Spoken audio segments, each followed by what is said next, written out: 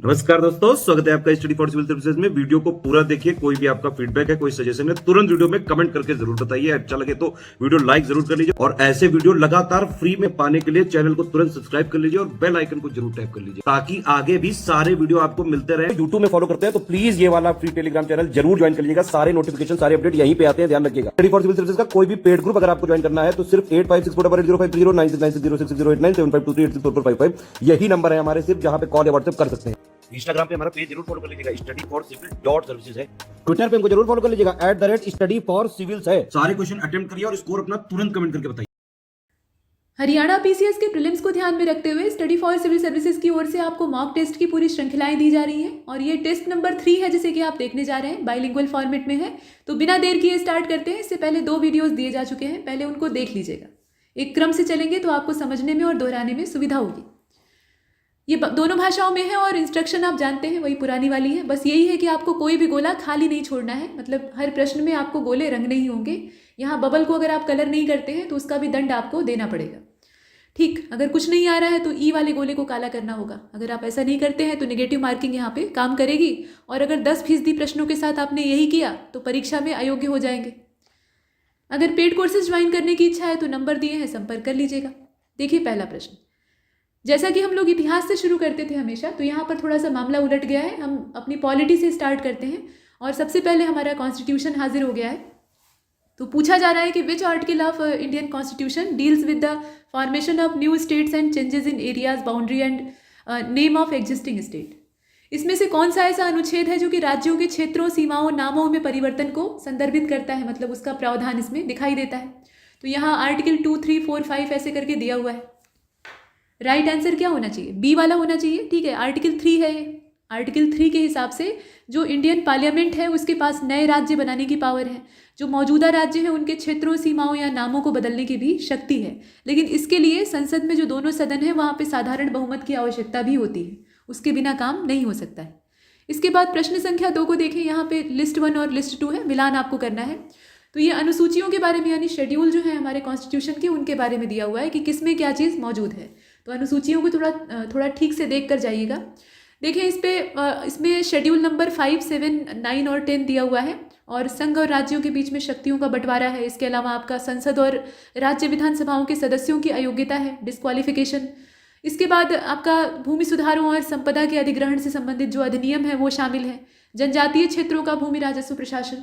अब इसमें देखिए, तो क्वेश्चन नंबर 2 जो है इसका राइट आंसर हो जाएगा इसमें से सी वाला। ठीक है, यहाँ पहले देख लीजिए, ये विकल्प है और ये प्रश्न है, तो इसका जो करेक्ट आंसर है वो इसमें सी वाला हो जाएगा। A4, B1, C3, D2, इस हिसाब से इसको कर लेंगे।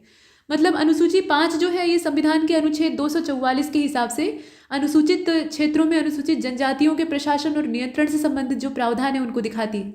संघ और राज्य के बीच में शक्ति का बंटवारा जो है ये आपके शेड्यूल नंबर 7 में है। इसके बाद शेड्यूल नंबर 9 जो है ये उन कानूनों से जुड़ा हुआ है जो कि भूमि सुधार और संपदा के अधिग्रहण की बात करते हैं। आर्टिकल 10 जो है इसमें दल बदल के आधार पे जो संसद और राज्य विधानसभाओं के सदस्यों की अयोग्यता है उससे इसको जोड़ा गया है। तो करेक्ट आंसर इसका सी हो जाएगा। प्रश्न संख्या 3 को देखते हैं। भारतीय नागरिकता के लिए इसमें से कौन सा पात्र नहीं है? तो इसमें कहा गया कि a person whose parents are Indian citizen, पहला। A person whose parents are not Indian citizen, या ऐसा व्यक्ति जो कि यहाँ कहा गया, आप सी वाले स्टेटमेंट को देख रहे हैं। A person born in India whose parents are Indian citizen, a person born in India whose parents are permanent residents of India.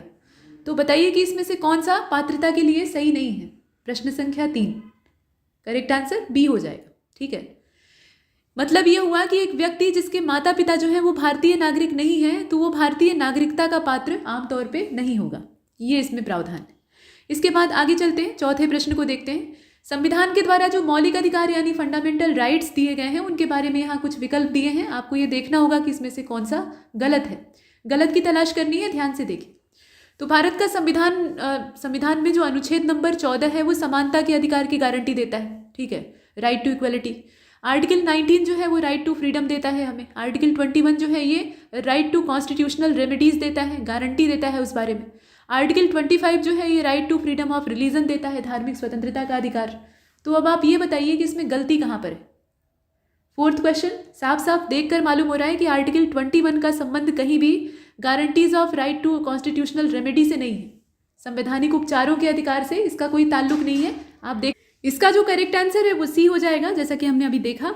मतलब ये है कि आर्टिकल 29 और 30 जो आप देखते हैं ये सांस्कृतिक और शैक्षणिक अधिकारों की गारंटी देते हैं, और आर्टिकल 32 जो है वो संवैधानिक उपचारों के बारे में हमें जानकारी देता है। संवैधानिक उपचारों का अधिकार कहाँ पे है? 32 में। 21 जो है उसमें ये चीज़ें हमें नहीं दिखाई देती है। तो इसके बाद आगे बढ़ते हैं, क्वेश्चन नंबर 5 को देखते हैं। निम्नलिखित में से कौन भारत में सर्वोच्च संवैधानिक प्राधिकारी होता है? कॉन्स्टिट्यूएंट अथॉरिटी जो है उसमें हाईएस्ट लेवल पे कौन होता है आपको देखना है। तो प्रेसिडेंट ऑफ इंडिया होता है, लोकसभा का स्पीकर होता है, चीफ जस्टिस ऑफ इंडिया होता है, या प्राइम मिनिस्टर होता है। तो संविधान का सबसे सर्वोच्च संरक्षक कौन होता है? ये राष्ट्रपति होता है। ठीक, तो इसमें से हम प्रेसिडेंट ऑफ इंडिया को चुनते हैं, यानी ए वाला ऑप्शन। इसके बाद 6th क्वेश्चन को देखते हैं। भारत के मुख्य न्यायाधीश के बारे में यानी चीफ जस्टिस ऑफ इंडिया के बारे में यहाँ कथन कारण दिया हुआ है। तो कथन में यानी स्टेटमेंट में कहा गया कि the chief justice of India can be remove from office through impeachment by parliament. ठीक है, मतलब जो संसद है उसके द्वारा महाभियोग के माध्यम से इन्हें इनके पद से हटाया जा सकता है। कारण क्या हो सकता है? तो the chief justice of India holds office till the pleasure of president. ठीक है, राष्ट्रपति के प्रसाद पर्यंत यानी उनके प्लीजर से ये अपना पद धारण करते हैं, और इसीलिए संसद इनको हटा सकती है। अब ये आपस में जुड़े जो स्टेटमेंट आप देख रहे हैं ये जुड़े हुए नहीं दिखाई देते, दोनों ही बेतुके दिखाई देते हैं, और इसीलिए 6th क्वेश्चन जो है इसका राइट आंसर इसमें से हो जाएगा सी वाला। प्रश्न को आपने देखा, इसका जो राइट आंसर है वो सी हो जाएगा। कथन तो ठीक है कि मुख्य न्यायाधीश को संसद द्वारा महाभियोग के माध्यम से पद से हटाया जा सकता है, लेकिन मुख्य न्यायाधीश जो है ये प्रसाद पर्यंत पद धारण करते हैं। ये वाला ऑप्शन इसमें गड़बड़ दिखाई देता है। इसके बाद अगले प्रश्न को देखते हैं, और प्रश्न नंबर 7 आपसे पूछ रहा है, ये हमने 6वां देखा था। ठीक है, इसके बाद 7वें में ये पूछा जा रहा है कि select the correct option with reference to right to information act. Right to information act के बारे में सही विकल्प कौन सा है बताइए। तो सूचना का अधिकार अधिनियम यानी राइट टू इन्फॉर्मेशन एक्ट 2005 शासन में पारदर्शिता और जवाबदेही को बढ़ावा देता है। ट्रांसपेरेंसी और अकाउंटेबिलिटी जो गवर्नेंस की होनी चाहिए उसको ये इन्हेंस करता है। This act mandates the disclosure of information held by public authorities to the citizen of India. तो अब इसमें आप देखें और बताएं सही विकल्प कौन सा है। ये 7th क्वेश्चन को आप देख रहे हैं, और इसका जो राइट आंसर है वो इसमें होना चाहिए सी वाला। ठीक है, दोनों सही है, दोनों ही इन्फॉर्मेशन परफेक्ट है, तो इसमें किसी को भी हम बाहर नहीं कर सकते। प्रश्न संख्या 8 को देखते हैं। राज्यपाल के बारे में कुछ कथन दिए हैं, विचार आपको करना है। 3 स्टेटमेंट है। पहला स्टेटमेंट ये कहता है कि in India the governor of state can dissolve the state legislative assembly. दूसरा स्टेटमेंट ये कहता है कि governor acts as the constitutional head of the state. जैसे कि राष्ट्रपति देश में होता है, केंद्र में होता है, वैसे ही गवर्नर की हैसियत जो है वो राज्य में होती है। The governor act as the representative of the president of India at state level. ये प्रेसिडेंट के रिप्रेजेंटेटिव की हैसियत से स्टेट लेवल पे वर्क करता है। तो अब आप ये बताइए कि इसमें सही कौन सा है। राज्यपाल के बारे में ये सारी इंफॉर्मेशन है। प्रश्न संख्या 8 को आप देख रहे हैं, और इसका जो सही जवाब है वो डी हो जाएगा। सही बात है, सारी जितनी भी चीज़ें हैं वो परफेक्ट है ना। ये राज्य विधानसभा को भंग कर सकता है आराम से, साथ में ये संवैधानिक प्रमुख के रूप में काम करता है, राष्ट्रपति का रिप्रेजेंटेटिव होता है ना, तो सुरक्षित पद होता है कहने का मतलब। इसके बाद आप देखें 9वें प्रश्न को। यहाँ जो कमीशन है वो दिए हुए हैं और उनका काम दिया है। तो भारत में जो इलेक्शन कमीशन है उसका नाम दिया हुआ है। साथ में आपका यूनियन पब्लिक सर्विस कमीशन है ना, UPSC, state public service commission है, पीएससी जो होते हैं, और इसके बाद फाइनेंस कमीशन ऑफ इंडिया है। इनके जो काम है वो दे रखे हैं, बहुत आराम से आप मिला सकते हैं। ये तो इसका प्रश्न हुआ, और जो नीचे विकल्प है उन्हें भी आप साफ साफ देख रहे हैं। तो इसका जो सही जवाब है वो क्या होना चाहिए इसमें से, इस प्रश्न को देखिएगा, और इसका जो करेक्ट आंसर वो इसमें सी वाला हो जाएगा। ठीक है, सी वाले के हिसाब से इसको मिला लेते हैं। मतलब भारत का जो चुनाव आयोग है ये लोकसभा राज्यसभा के चुनाव आयोजित करवाता है। संघ लोक सेवा आयोग का काम आप जानते ही हैं, मतलब जो केंद्रीय सेवाएं होती हैं उसमें भर्ती के लिए परीक्षा आयोजित करवाने का मुख्य रूप से इसका काम होता है। राज्य लोक सेवा आयोग का वही सेम टू सेम काम राज्य स्तर पर होता है। वित्त आयोग यानी फाइनेंस कमीशन जो है ये वित्तीय संसाधनों के वितरण की सिफारिश करता है ना। वितरण की सिफारिश मतलब केंद्र और राज्य के बीच में।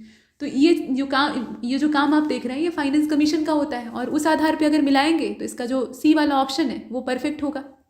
इसके बाद आगे बढ़ते हैं, यहाँ मिलान हमें करना था। प्रश्न संख्या 10वें को देखते हैं। Which of the following statement is true about high court in India. देखिए और बताइए। The high court is the highest court of appeal in India.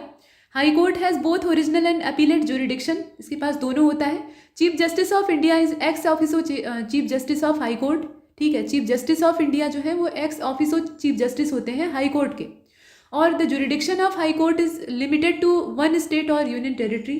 इसका जो जुरिडिक्शन है वो सिर्फ एक स्टेट या एक यूटी तक सीमित रहता है। तो इसमें आप बताइए कि सत्य कौन सा है। सारे कथन दिए हैं लेकिन सभी जो है वो सही नहीं है, और इसीलिए इसका जो करेक्ट आंसर है वो बी हो जाएगा। यही एकमात्र सही दिया है कि मूल और अपीलीय क्षेत्राधिकार ये दोनों ही हाई कोर्ट के पास होते हैं, लेकिन ये सर्वोच्च अदालत नहीं है, ये आप भी जानते हैं। सुप्रीम कोर्ट सर्वोच्च होता है ना। और भारत का मुख्य न्यायाधीश जो है ये पदेन मुख्य न्यायाधीश उच्च न्यायालय का नहीं होता है। असल बात यह है कि भारत का जो चीफ जस्टिस है वो देश भर में सर्वोच्च पद का न्यायिक अधिकारी होता है, और वो सर्वोच्च न्यायालय की अध्यक्षता करेगा। वो यहाँ पे क्यों आएगा, मतलब प्रदेशों में क्यों घूमेगा। और ये बात जो आप यहाँ देख रहे हैं कि एक राज्य या एक यूटी तक ये सीमित होता है, ऐसा नहीं है। कभी कभी क्या होता है, कुछ राज्यों के जो हाई कोर्ट है वो एक से ज़्यादा क्षेत्राधिकार में काम करते हैं। तो ये सब हमने देखा। करेक्ट आंसर इसका सिर्फ और सिर्फ बी वाला है। इसके बाद आगे बढ़ते हैं और 11वें प्रश्न को देखते हैं, जो कि आपसे पूछ रहा है कि कौन सा भारत में नगर पंचायतों के बारे में सही है। नगर पंचायत के बारे में जो स्टेटमेंट परफेक्ट हो वो आपको चुनना है। तो nagar panchayat are the urban local bodies that are responsible for small town and urban areas. ठीक है, इनकी जो रिस्पॉन्सिबिलिटी है वो स्मॉल टाउन्स तक होती है या अर्बन एरियाज तक होती है। Nagar panchayat are the rural local bodies that are responsible for village and rural areas. Nagar panchayat are the state level bodies responsible for administration of capital cities. Nagar panchayat are the central government bodies responsible for metropolitan city. कथन ऐसे हैं कि बहुत आराम से आप पकड़ सकते हैं इसमें सही कौन सा होना चाहिए। और 11वां क्वेश्चन जो है इसका राइट आंसर इसमें से क्या हो जाएगा, ए वाला हो जाएगा। ये स्थानीय शहरी निकाय होते हैं और छोटे छोटे शहरों या छोटे छोटे कस्बों और शहरी क्षेत्रों के लिए जिम्मेदार होते हैं। स्मॉल टाउन और अर्बन एरियाज जो हैं उनके लिए रिस्पॉन्सिबल होते हैं। ध्यान दीजिएगा कि वो अर्बन एरिया छोटे आकार का होना चाहिए, तभी वो नगर पंचायत माना जाएगा। अगर उसका दायरा बढ़ता है, उसकी क्षमताएं बढ़ती हैं, तो वो नगर पालिका के दायरे में डाल दिया जाएगा, नगर पंचायत का स्तर उसका समाप्त हो जाएगा। तो ये शर्त है। इसके बाद 12वें को देखते हैं। पूछा गया है कि who has the power to dissolve the Lok Sabha in India. Lok Sabha को डिसॉल्व करने की एक महाशक्ति जो है वो किसके पास होती है, ऐसा काम कौन कर सकता है। करेक्ट आंसर क्या होना चाहिए, आप भी जानते हैं, प्रेसिडेंट ऑफ इंडिया। और कोई कर ही नहीं सकता है। प्रेसिडेंट ऑफ इंडिया के पास इसकी जो पावर है वो होती है। आर्टिकल नंबर 85 के हिसाब से राष्ट्रपति के पास ये शक्ति है कि वो लोकसभा को भंग कर सकता है। लेकिन यहाँ राष्ट्रपति जो भारत का है ये उतना ज़्यादा शक्तिशाली नहीं है जितना कि अमेरिका का है ना। यहाँ संसद की ही सर्वोच्चता है। तो इस वजह से आप देखते हैं कि राष्ट्रपति जो है वो प्रधानमंत्री की अध्यक्षता वाली मंत्रिपरिषद की सलाह से ही काम करेगा। उसकी सलाह के बिना ये जो फैसला है ये नहीं लिया जा सकता है। इसके बाद 13वें नंबर के प्रश्न को देखते हैं। यहाँ देखें, भारत में एक नागरिक का मौलिक कर्तव्य इसमें से कौन सा नहीं है। फंडामेंटल ड्यूटीज़ जो है वो कानूनी बाध्य नहीं है, मतलब नागरिकों के ऊपर ऐसा कोई कानूनी डंडा नहीं चलता है कि वो अपने कर्तव्य का पालन नहीं कर रहे हैं। हालांकि मौलिक कर्तव्यों को भी बाध्यकारी बनाना चाहिए। इसमें जो नागरिकों के कर्तव्य हैं उसका भी उन्हें एहसास होना चाहिए, क्योंकि आज़ादी को एक लंबा समय गुजर चुका है और लोगों को अपनी जो ड्यूटीज़ हैं वो पता नहीं। तो इसमें क्या है कि देखें कौन सा मौलिक कर्तव्य नहीं है। पहला ये कहा गया कि संविधान का पालन करना और उसके आदर्शों का सम्मान करना, पहली चीज़। प्राकृतिक पर्यावरण की रक्षा और सुधार, सरकार को करों का भुगतान करने से संबंधित जो ईमानदारी है वो दिखाना, देश की रक्षा करना और ज़रूरत पड़ने पर राष्ट्रीय सेवा देना। अब बताइए इसमें नागरिकों का मौलिक कर्तव्य कौन सा नहीं है। प्रश्न संख्या 13, सही जवाब इसका सी हो जाएगा। ठीक है, सरकार को करों का भुगतान करने के लिए ये वाला जो है ये मौलिक कर्तव्य में नहीं आता है। मतलब आप देखें, स्वर्ण सिंह कमेटी की सिफारिश पे इसे बाद में ऐड किया गया था और 51A नाम का एक नया आर्टिकल जो है वो जोड़ा जाता है संविधान में, और इसमें जो मौलिक कर्तव्यों की लिस्ट है उसमें करों के भुगतान की चर्चा नहीं की गई। हालांकि कर चोरी करना ये देश के लिए अच्छा नहीं होता है। इसके बाद 14 नंबर के क्वेश्चन को देखते हैं, जिसमें कहा गया कि who has authority to remove the vice president of India from office. बताइए, वाइस प्रेसिडेंट ऑफ इंडिया को उनके ऑफिस से रिमूव करने का काम, ये पावर किसके पास होती है। तो 14 नंबर क्वेश्चन आप देख रहे हैं, राइट आंसर इसका बी हो जाएगा। ये पार्लियामेंट ऑफ इंडिया के पास ही पावर होती है, संसद के पास ये अधिकार होता है कि वो ये काम कर सकता है। आर्टिकल नंबर 67 उसके हिसाब से उपराष्ट्रपति को संसद के किसी भी सदन की कुल सदस्यता के बहुमत से पारित प्रस्ताव के आधार पर पद से हटाया जा सकता है। ठीक, इसके बाद 15 नंबर के क्वेश्चन को देखते हैं। यहाँ कथन कारण है। कथन में ये कहा गया कि भारत दुनिया में चीनी का सबसे बड़ा उत्पादक है, उपभोक्ता है और सबसे बड़ा निर्यातक है। सबसे ज़्यादा चीनी हम ही लोग उत्पन्न करते हैं, हम ही लोग खाते भी हैं और हम ही लोग बाहर भी भेजते हैं। ठीक है, चीनी के मामले में हम लोग टॉप पे हैं। और कारण यह है कि गन्ने का सबसे बड़ा उत्पादक भारत है और गन्ने से ही चीनी बनती है। तो बात तो ठीक दिखाई देती है, लेकिन ये सही है या नहीं देख लीजिएगा। तो 15th नंबर का जो क्वेश्चन है इसका करेक्ट आंसर सी हो जाएगा। कथन सही है लेकिन कारण गलत है। कथन इसलिए सही है क्योंकि भारत दुनिया में चीनी का सबसे बड़ा प्रोड्यूसर है, कंज्यूमर है और एक्सपोर्टर भी है ना। 2021-22 में चीनी के मौसम मतलब गन्ने का जो सीज़न होता है उसमें 5,000 लाख मीट्रिक टन का गन्ने का उत्पादन, तो ये सब चीज़ें हैं। अब इसमें आप अगर ध्यान से देखें तो कारण ठीक नहीं है। कारण में ये कहा गया है कि, और यहाँ थोड़ा सा स्टेटमेंट में भी गड़बड़ है, इसे ध्यान से देखिएगा। असल बात ये है ना कि देखिए स्टेटमेंट में दो चीज़ें तो अच्छी कही गई हैं कि उत्पादक और उपभोक्ता, साथ में निर्यातक। यहाँ पर उपभोक्ता तो भारत बड़े पैमाने पर है, लेकिन उत्पादन के मामले में अगर देखा जाए तो ब्राज़ील जो है वो टॉप पे, पहले नंबर पर हम लोग नहीं हैं। दूसरे स्थान पे भारत और चीन जो है वो तीसरे स्थान पे, ऐसे करके कंडीशन है। तो ये पहला वाला कथन भी पूरी तरह से सत्य नहीं है।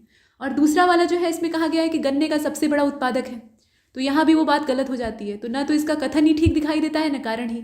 कथन में कुछ बातें सही है लेकिन सारी बातें सही नहीं है, तो इसमें हम किसी को भी नहीं चुन सकते। ठीक है, कोई भी विकल्प ऐसा नहीं है जो कि काम का हो, इसे ध्यान दीजिएगा।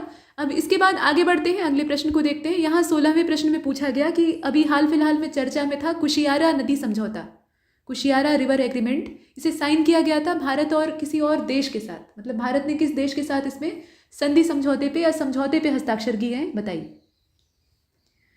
तो करेक्ट आंसर कुशियारा वाला हो जाएगा। इसमें बांग्लादेश होना चाहिए। ठीक है, जल शक्ति मंत्रालय जो भारत का है और बांग्लादेश का जो जल संसाधन मंत्रालय है उसके बीच में सितंबर 2022 में समझौता ज्ञापन पर हस्ताक्षर हुए हैं। और सूखे मौसम की जो समस्या है उससे निपटने के लिए ये कुशियारा नदी समझौता जो है इसे आकार दिया गया है। ठीक, तो इसमें हम बांग्लादेश को चुनते हैं, जो कि बी वाला ऑप्शन हमारा ठीक दिखाई देता है। प्रश्न संख्या 17 में कहा गया कि which of the following countries is not included in G4 foreign ministers meeting of sidelines of United nation general assembly meeting. यहाँ पूछा गया है कि कौन सा देश इसमें शामिल नहीं था। जो नहीं शामिल हो वो आपको बताना है। यहाँ पे G4 विदेशी मंत्रियों की बैठक की बात हो रही है। और क्वेश्चन नंबर 17, इसका जो राइट आंसर है वो इसमें सी होना चाहिए। ऑस्ट्रेलिया इसमें शामिल नहीं था। इसमें अगर आप ध्यान से देखें तो संयुक्त राष्ट्र महासभा की बैठक से अलग ये बैठक हुई थी। इसमें जो ब्राज़ील के विदेश मंत्री हैं वो हिस्सा लेते हैं, जापान वाले हिस्सा लेते हैं, जर्मनी वाले भी हिस्सा लेते हैं, है ना। भारत की तरफ से कौन गया था? डॉक्टर एस जयशंकर के द्वारा इसमें जो भारत की लीडरशिप है उसको किया गया था। लेकिन इसमें ऑस्ट्रेलिया शामिल नहीं था, ऑस्ट्रेलिया को हम बाहर कर देते हैं। प्रश्न संख्या 18 को देखते हैं।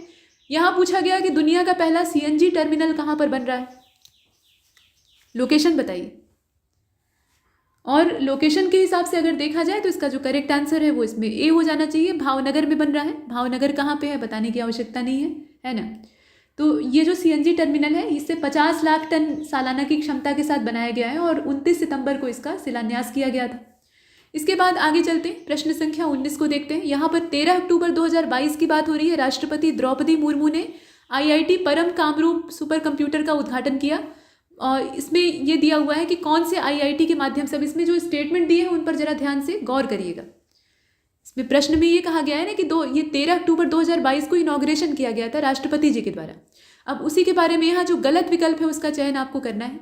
तो पहले स्टेटमेंट में ये कहा गया कि president Droupadi Murmu inaugurated the Param Kalpa, यहाँ देख रहे हैं आप, परम कामरूप, असल में परम Kamrup super computer eight IIT Shillong. कौन सा IIT है ये आपको पता होना चाहिए। इसके बाद ये कहा गया कि it has been set up in north eastern region under the national super computing mission. C वाला स्टेटमेंट ये कहता है कि Kamrup will solve many problem of the north eastern region along with advance computing health care technology. इस तरीके से है, मतलब ये जो परम कामरूप नाम का सुपर कंप्यूटर है इसके बारे में यहाँ सारी इन्फॉर्मेशन है और राष्ट्रपति जी के द्वारा इसका उद्घाटन किया गया। अब इसमें ध्यान से देखिए कि कौन सा गलत है। करेक्ट आंसर क्या होगा इसका? 19वें को आप देख रहे हैं, पहला वाला ही गलत है। अगर आप जरा सा इसके नाम पे जाएंगे तो भी काम हो जाएगा।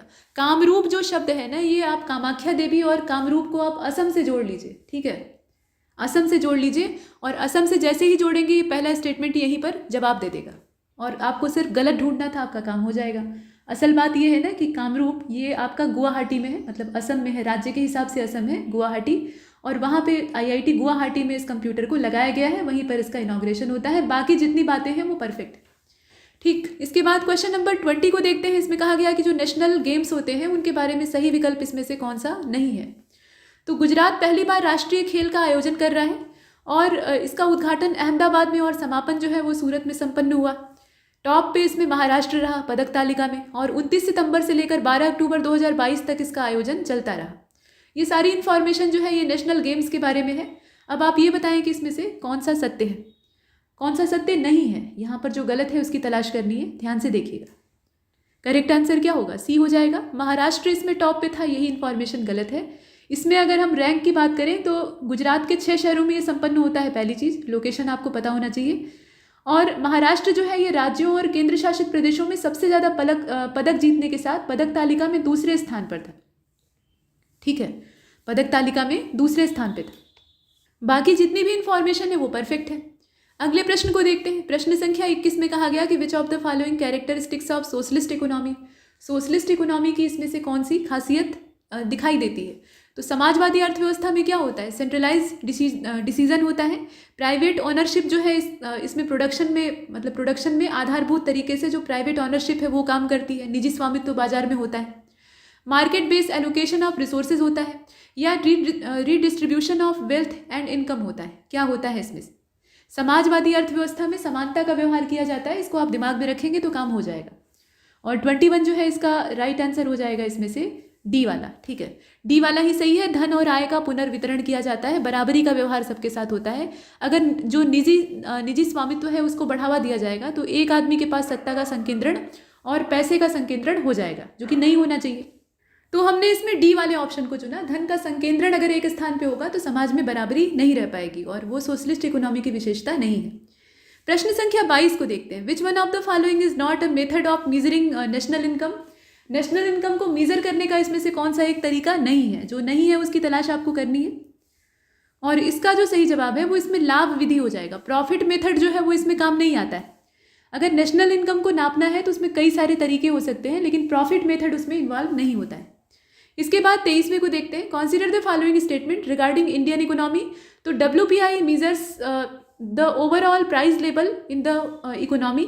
जो WPI होता है उसके माध्यम से अर्थव्यवस्था में समग्र मूल्य स्तर को नापा जाता है। CPI से जो इन्फ्लेशन है, कंज्यूमर प्राइस है, उसका मेजरमेंट किया जाता है।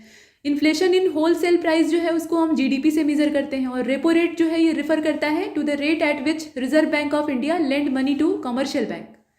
अब आप देखें और बताएं कि इसमें से कथन जो दिए हैं गलत कौन सा है। गलत की तलाश आपको करनी है। पूरा प्रश्न आप देख रहे हैं। ठीक, ये है प्रश्न और सही जवाब इसका हो जाएगा ए वाला। पहला इसमें गलत है, पहला कथन गलत है और तीसरा गलत है। WPI की जो डिफिनीशन दी है वो रॉन्ग है, और यहाँ जो दिया हुआ है GDP की डिफिनीशन वो भी गलत है ना। WPI यानी थोक मूल्य सूचकांक जो होता है, इसका मतलब क्या है? थोक बाजार जो होते हैं वहाँ पे व्यापार की जाने वाली चीज़ों की कीमतों में औसत परिवर्तन को ये मेजर करने का काम करता है, मापता है। ठीक है, तो ये इसका काम होता है, यहाँ गलत दिया हुआ है। और जो GDP है उसके बारे में आप जानते ही हैं कि ये एक विशिष्ट अवधि के लिए अर्थव्यवस्था में जितनी भी चीज़ों का प्रोडक्शन होता है या जितनी भी सर्विसेज हैं उनको टोटल जोड़ा जाता है, उनका कुल मूल्य हमें दिखाई देता है। ठीक है, ये सकल घरेलू उत्पाद होता है। तो जितनी भी घरेलू उत्पादन की चीज़ें होती हैं, घरेलू स्तर पर प्रोड्यूस चीज़ें होती हैं, उसको इसमें मीज़र किया जाता है। तो देश की आर्थिक प्रगति को नापने के लिए GDP को सहारा बनाया जाता है। तो कुल मिलाकर इसका पहला तीसरा गलत है, बाकी सब सही। 24वें को देखते हैं। काशी तमिल संगमम, इसके बारे में कौन सा विकल्प गलत है यानी सही नहीं है, वो आपको ढूंढना है। तो काशी तमिल संगमम का वाराणसी में उद्घाटन हुआ प्रधानमंत्री जी के द्वारा, और इसमें union ministry of culture and tourism जो है इसका ऑर्गेनाइजेशन करवा रहा है। और इसके बारे में कहा गया कि ब्रॉड ऑब्जेक्टिव इसके साथ लेकर चला जा रहा है to bring knowledge and cultural tradition, मतलब नॉर्थ और साउथ को एक पास ले आना, क्लोज करना एक दूसरे से। दूरी उनके बीच में बहुत ज़्यादा है। वैसे तो देखा जाए तो पूरा भारतवर्ष एक है, उसमें कोई संदेह नहीं है, लेकिन वैचारिक और भाषाई जो दूरी है वो अच्छी खासी, मतभेद भी अच्छे खासे, तो उसको मिटाने का उद्देश्य है। और साथ में Kashi Tamil Sangamam is the Confluence of Kashi and Tamil Nadu. अब बताइए इसमें से कौन सा सही नहीं है, जो गलत है उसकी तलाश आपको करनी है। और 24 जो आप देख रहे हैं इसका राइट आंसर हो जाएगा बी वाला। ये केंद्रीय जो सांस्कृतिक और पर्यटन मंत्रालय है उसके माध्यम से आयोजित नहीं किया जा रहा है। इसका आयोजन कौन कर रहा है? केंद्रीय शिक्षा मंत्रालय कर रहा है। वैसे हमें सुनकर यही लगेगा कि इस तरह की चीज़ें जो है वो संस्कृति मंत्रालय या सांस्कृतिक पर्यटन विभाग जो है वही कर सकता है, लेकिन यहाँ पर मिनिस्ट्री ऑफ एजुकेशन के द्वारा इसे आकार दिया जा रहा है। इसके बाद 25 को देखते हैं। इसमें पूछा गया है कि कौन सा शहर कर्क रेखा के ठीक ऊपर है। अब कर्क रेखा कहाँ से होकर गुजरती है, तो राज्यवार ही नहीं, आपको शहरवार लोकेशन पता होनी चाहिए। बताइए, उज्जैन जो है वो कर्क रेखा के ऊपर है, नागपुर है, जयपुर है, वाराणसी है। उज्जैन आपका मध्य प्रदेश में है, नागपुर और जयपुर आप राजस्थान में चले जाइए। अब कर्क रेखा इन जगहों से होकर गुजर रही है, तो सावधानी से देखिएगा। 25 और 25 जो है इसका राइट आंसर ए हो जाएगा। उज्जैन यानी उज्जैनी जो है ये कर्क रेखा के ऊपर स्थित है, ठीक है। मध्य प्रदेश राज्य में प्राचीन शहर है और शहर के केंद्र से गुजरते हुए कर्क रेखा पर, मतलब ये वो शहर है जो कि शहर के केंद्र से गुजरते हुए ठीक कर्क रेखा पर स्थित है। तो इस तरीके से हम उज्जैन को देख रहे हैं, कर्क रेखा के ठीक ऊपर स्थित है, तो ये उज्जैन। इसके बाद आगे बढ़े, प्रश्न संख्या 26 यानी 26। और हिमालय की जो 12 नदियां हैं सतत वाहिनी होती हैं, तो इनके संदर्भ में यहाँ कथन कारण दिया है। स्टेटमेंट ये कहता है कि जो इंडियन सब कॉन्टिनेंट है वहाँ पे हिमालय ये 12 नदियों का महत्वपूर्ण स्रोत है, मुख्य स्रोत है। कारण ये है कि हिमालय में जो हैवी रेनफॉल होती है वो रिसीव होती है, मतलब हैवी रेनफॉल यहाँ की आम बात है, और ये हाई एल्टीट्यूड पे है, और इसीलिए यहाँ पर जो वाटर शेड हैं वो अच्छे खासे पाए जाते हैं। कई सारी नदियों के वाटर शेड जो हैं वो यहाँ दिखाई देते हैं। मतलब बेसिकली जो रीज़न है वो दिया हुआ है कि the Himalayas receive heavy rainfall due to its high altitude and act as a watershed of many river. ये बहुत सारी नदियों के लिए वाटर शेड का काम करता है। अब आप ये बताइए कि इसमें कथन कारण में सत्य क्या है। तो 26 को आपने देखा, करेक्ट आंसर इसका ए हो जाएगा, ठीक है। दोनों कथन अपनी अपनी जगह सही है, कारण भी ठीक है। मतलब हिमालय जो है ये एशिया की जल मीनार के रूप में जाना जाता है। भारतीय उपमहाद्वीप में कई सारी नदियों का ये स्रोत है, मतलब जो इसके ग्लेशियर हैं बेसिकली वही नदियों के लिए स्रोत का काम करते हैं। और ज़्यादा ऊंचाई पर होने के कारण इसके कुछ इलाके जो है वहाँ भारी वर्षा होती है। हालांकि ऊंचाई ज़्यादा होने से वर्षा की मात्रा कम होती है, यहाँ एक कारण होता है। एल्टीट्यूड जैसे जैसे बढ़ेगा वैसे वैसे जो ह्यूमिडिटी है वो कम होती जाएगी, और ऊपर जाने पर जब ठंडक पड़ती है तो वहाँ कम दबाव का क्षेत्र बनता है, तो वर्षा की संभावना वहाँ नहीं होती है। जैसे लद्दाख इत्यादि आप देखें तो वो सूखे मरुस्थल के स्ट्रक्चर के पाए जाते हैं, शीत मरुस्थल की स्थिति वहाँ मिलती है। तो एल्टीट्यूड से कोई खास ताल्लुक नहीं है, लेकिन हिमालय के कुछ इलाके आप देखते हैं जैसे पूर्वोत्तर का हिस्सा है, वहाँ अच्छी खासी बारिश होती है, और जो वहाँ बर्फबारी होती है उससे कुल मिलाकर एक पूरा जो जल का भंडारण है वो इकट्ठा होता है, जो इन नदियों के लिए पानी का काम करता है। तो साल भर पानी नदियों को मिलता रहता है। तो इसमें हम ए को ही सही मानेंगे क्योंकि वही परफेक्ट दिखाई देता है। इसके बाद प्रश्न संख्या अगले को देखते हैं जो कि है 27, और इसमें कहा गया कि किन दो पर्वत श्रेणियों के बीच में सिंधु नदी जो है वो प्रवाहित होती है। अब देखें और बताएं, काराकोरम लद्दाख, जास्कर पीर पंजाल, कुमायूं पंजाब, इसमें से कौन सा होना चाहिए। तो 27 को आप देख रहे हैं और इसका जो राइट आंसर है वो डी हो जाएगा, लद्दाख और जास्कर के बीच में, ठीक है। लद्दाख और जास्कर के बीच में सिंधु नदी जो है वो प्रवाहित होती है। क्वेश्चन नंबर 28, दक्षिण भारत का अन्न भंडार कहा जाता है, किसको कहा जाता है बताइए। नर्मदा वैली को कहा जाता है, कृष्णा वैली को कहा जाता है, कावेरी, ताप्ती, ऐसे करके दिया हुआ है।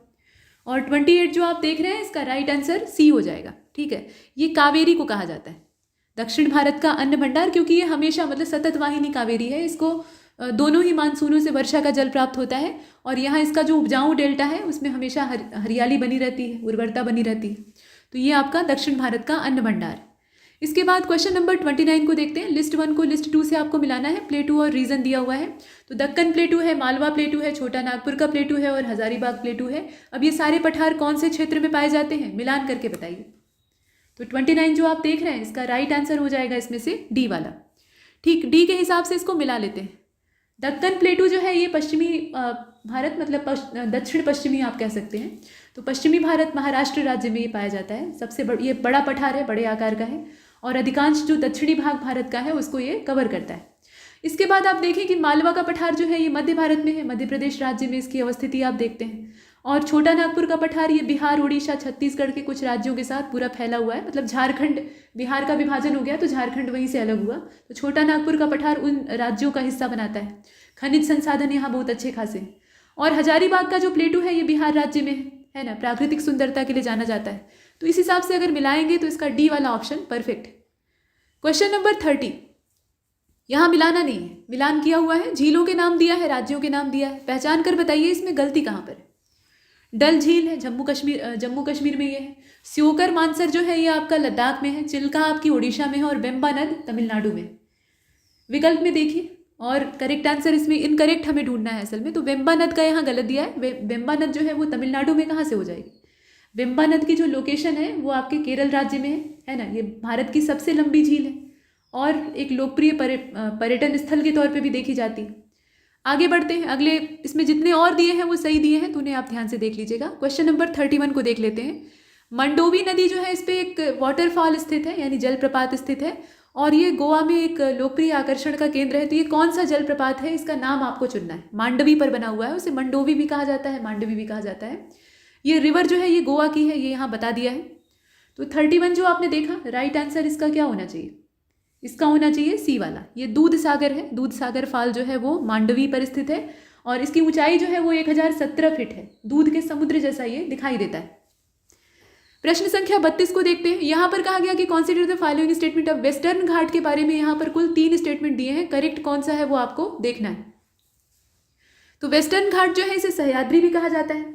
ये पूर्वी तट के साथ एक लंबी पर्वत श्रृंखला है और अरब सागर से आने वाली जो नम हवाएं होती हैं उसकी वजह से यहाँ भारी वर्षा होती है और ये बहुत हरा भरा है। तो अब इसमें आप देखें और बताएं कि वेस्टर्न घाट के बारे में कौन सी इन्फॉर्मेशन सही है। 32 का राइट आंसर होना चाहिए इसमें से बी वाला। बीच का गलत है वो देखकर साफ साफ मालूम हो रहा है। यहाँ हम बात कर रहे हैं पश्चिमी घाट की और ये पूर्वी तट पे कैसे हो जाएगा, इसकी जो दिशा है वो तो पश्चिम रहनी चाहिए। तो ये सीधी बात है, गलत है और बाकी जितनी इन्फॉर्मेशन है वो सही है। इसके बाद प्रश्न संख्या 33 को देखते हैं। यहाँ पर वेजिटेशन और ज्योग्राफिकल एरिया दिया हुआ है। तो ट्रॉपिकल एवरग्रीन फॉरेस्ट यानी उष्णकटिबंधीय सदाबहार वन है। इसके अलावा आपका ट्रॉपिकल डेसिडिवस फॉरेस्ट है यानी पतझड़ी वन जो होते हैं। मैंग्रोव है, साथ में अल्पाइन फॉरेस्ट है। ये कौन से हिस्से में पाए जाते हैं, भारत के कौन से हिस्से में कौन सा जंगल पाया जाता है, उसका मिलान आपको करना है। बताइए इसमें मिलान करके कि कौन सा कोड हमको चुनना चाहिए। और 33वां जो आप देख रहे हैं इसका राइट आंसर डी हो जाएगा। डी के हिसाब से इसका काम कर लेते हैं। देखें, उष्णकटिबंधीय सदाबहार वनों का जो क्षेत्र है वो पश्चिमी घाट है। पीछे हमने देखा कि अच्छी वर्षा वहाँ प्राप्त होती है जो कि उष्णकटिबंधीय क्षेत्र की विशेषता होती है, तो पश्चिमी घाट से मिला लिया। मैंग्रोव के लिए सुंदरवन का डेल्टा, सुंदरी के यहाँ मैंग्रोव वृक्ष पाए जाते हैं जो कि खारे पानी में भी सर्वाइव करने में मास्टर होते हैं। ये जरायुज होते हैं यानी अपने बीजों को अपने ही अंदर बढ़ने देते हैं। जब वो पेड़ पौधे का आकार ले लेते हैं, जमीन पर पहुंचने लायक हो जाते हैं, तब इन्हें मिट्टी का स्पर्श करना होता है और ये खारे पानी के संपर्क में आते हैं। तो ये काफ़ी जीवट होते हैं। सुंदरवन का डेल्टा ये सुंदरी के मैंग्रोव वृक्षों से बना हुआ है। एल्पाइन वनों को अगर आप मिलाइएगा, डी वाले ऑप्शन को हमने चुना है, तो एल्पाइन को अगर आप मिलाइएगा तो ये पूर्वी हिमालय में आपको मिलेंगे। अब इसमें बचता है पर्णपाती, तो इसको आप मिला लीजिए इसमें से पश्चिमी हिमालय से। ठीक है, जो बी है इसको आप पश्चिमी हिमालय से मिला लीजिए दूसरे से। इस तरीके से हम इसमें काम करेंगे और ये परफेक्ट है। इसके बाद प्रश्न संख्या 34 को देखते हैं। यहाँ पर कहा जा रहा है कि कौन सी चट्टान पहले से मौजूद चट्टानों की पुनर्रचना की प्रक्रिया से बनती है। सबसे शुरुआती चट्टानें होती हैं इग्नियस। इग्नियस रॉक्स जो है वो सबसे प्रारंभिक होती हैं, प्राथमिक शैल होते हैं और उन्हीं के घिसाव से, उन्हीं के रूपांतरण से तमाम और चीज़ें बनती हैं। तो इसमें आप देखें पुनर्संरचना की प्रक्रिया होती है और इससे बनती है मेटामॉर्फिक रॉक्स यानी रूपांतरित चट्टानें। रूपांतरित चट्टानें जो है वो आग्नेय का रूप परिवर्तन होने से बन सकती हैं, अवसादी का रूप परिवर्तन होने से बन सकती हैं। रूपांतरित जो खुद है उनका भी अगर रूप बदल गया, उनका भी ढांचा बदल गया तो भी उससे भी बन सकती। ठीक है, तो होता असल में ये है कि ज़मीन के अंदर से जो उथल पुथल होती है, इंडिजिनस फोर्स जो है वो काम करते हैं, तो उसकी वजह से अंदर से चट्टानों का उभार होता है या ऊपर धरातल जो है वो ऊंचा होता है। आग्नेय चट्टानें पहले बनती हैं ज्वालामुखी के उद्गार से, जो लावा बाहर आता है उससे इनका निर्माण होता है। अब ये चट्टानें जो है इनका अपक्षय, अपर्दन इत्यादि होता है, इन पे इरोजन का प्रोसेस होता है, तो इनकी जो धूल है, इनसे जो कण निकलते हैं अपर्दन के पश्चात, वो आगे की ओर विस्थापित हो जाते हैं और कहीं जाकर परतों के रूप में इकट्ठे होने लगते हैं। एक परत बनती है, उस पर फिर दूसरी बनी, तीसरी बनी, ऐसे परतदार एक नई चट्टान वहाँ बन जाती है। तो वो होती है आपकी सेडिमेंट्री रॉक, जो कि सेडिमेंट्स के जमाव की वजह से बनती है। और समय के साथ उसमें भी घिसने टूटने की प्रक्रिया हुई, उस पर तमाम बल जो है वो काम किए, तो उसका जो स्ट्रक्चर है वही चेंज हो गया, तो वो बन गई मेटामॉर्फिक। ऐसे करके इग्नियस रॉक से ही सारी चट्टानों का जन्म होता है। तो इसमें हमने बी को चुना है। इसके बाद 35 को देखते हैं। यहाँ पर जो ओशियन प्लेटें हैं, ओशियन प्लेट्स हैं, उनके बारे में और उनकी जो खासियत है वो दे रखी है। तो प्रशांत प्लेट है, अटलांटिक प्लेट है, इंडियन ओशियन की अपनी प्लेट है और जो अंटार्कटिक है उसकी अपनी प्लेट है। विशेषता साथ में है सबसे बड़ी महासागरीय प्लेट, अटलांटिक महासागर को घेरे हुए, ऑस्ट्रेलिया महाद्वीप के साथ, आर्कटिक महाद्वीप के साथ, अंटार्कटिक महाद्वीप के साथ, माफ कीजिएगा। अब इसमें आपको मिलान करना होगा। ये महासागरीय प्लेटों की बात हो रही है, महाद्वीपीय प्लेटों की बात नहीं हो रही। और 35 जो आप देख रहे हैं इसका राइट आंसर ए हो जाएगा और ए के हिसाब से इसको मिलाने की ज़रूरत भी नहीं है, ये आमने सामने पहले से मैच है, सिर्फ आपको बुद्धू बनाने का काम किया जा रहा है। तो पैसिफिक प्लेट, चूँकि पैसिफिक ओशियन जो है वो सबसे बड़े आकार का है और सबसे गहरा है, तो सबसे बड़ी महासागरीय प्लेट उसी की है और बहुत सारे भूकंप और ज्वालामुखी का ये जन्मदाता है। रहस्यमयी भी उतना ही। रिंग ऑफ फायर का निर्माण यहीं पे होता है, अग्नि मेखला जिसे कहा जाता है। और अटलांटिक प्लेट जो है ये अटलांटिक महासागर की सीमा बनाती है। इंडियन प्लेट जो है ये ऑस्ट्रेलियाई महाद्वीप के साथ सीमा बनाती है। और अंटार्कटिका महाद्वीप को घेरने का काम अंटार्कटिक प्लेट करती है। तो सीधी बात है, इसमें आमने सामने ही मैच होगा। इसके बाद आगे बढ़ते हैं और प्रश्न संख्या 36, इसमें कहा गया कि which of the following factor does not affect the salinity of sea water. Sea water की जो सैलिनिटी है उसको इसमें से कौन सा फैक्टर अफेक्ट नहीं करता है, तो देखें और बताएं। अब जो 36 आप देख रहे हैं इसका राइट आंसर डी हो जाएगा। ठीक है, ओशियन करंट जो है वो इसे प्रभावित नहीं करती। ठीक है, मतलब सीधे सीधे नहीं प्रभावित करती। हम ये नहीं कह सकते कि वो प्रभाव नहीं डालती, लेकिन सीधे प्रभाव नहीं डालती हैं। महासागरीय धाराएं जो है वो पानी को विस्थापित करेंगी तो उससे लवणता प्रभावित होगी, इसमें कोई संदेह नहीं है। लेकिन बाकी जो है फैक्टर उनका सीधा प्रभाव पड़ता है, जैसे वाष्पीकरण, वर्षा और तापमान। तापमान ज़्यादा होगा तो वहाँ कम दबाव का क्षेत्र बनेगा, वेपोराइजेशन वहाँ ज़्यादा होगा तो उससे क्या होगा, जो लवणता है वो प्रभावित होगी। वर्षा होगी तो लवणता में कमी आएगी। तो ये सब सीधे सीधे प्रभावित करने वाले कारक हैं, लेकिन ये डायरेक्ट प्रभाव नहीं डालती। इसके बाद 37 की ओर चलते हैं और इसमें कहा गया कि जो प्रमुख महासागरीय धाराएं हैं उनका मिलान किया है, कौन से महासागर से कौन सी बिलोंग करती है। कौन सा इसमें से गलत है बताइए। यहाँ पर गल्फ स्ट्रीम है, लेब्राडोर है, कुरोशिवो है या क्यूरोशिवो जिसे आप कहते हैं, और अगुलहास है। मिलान करके पहले से दिया है और इसका जो राइट आंसर है वो इसमें ए हो जाएगा। गल्फ स्ट्रीम का जो कनेक्शन जोड़ दिया है साउथ अटलांटिक से वो यहाँ संभव नहीं है।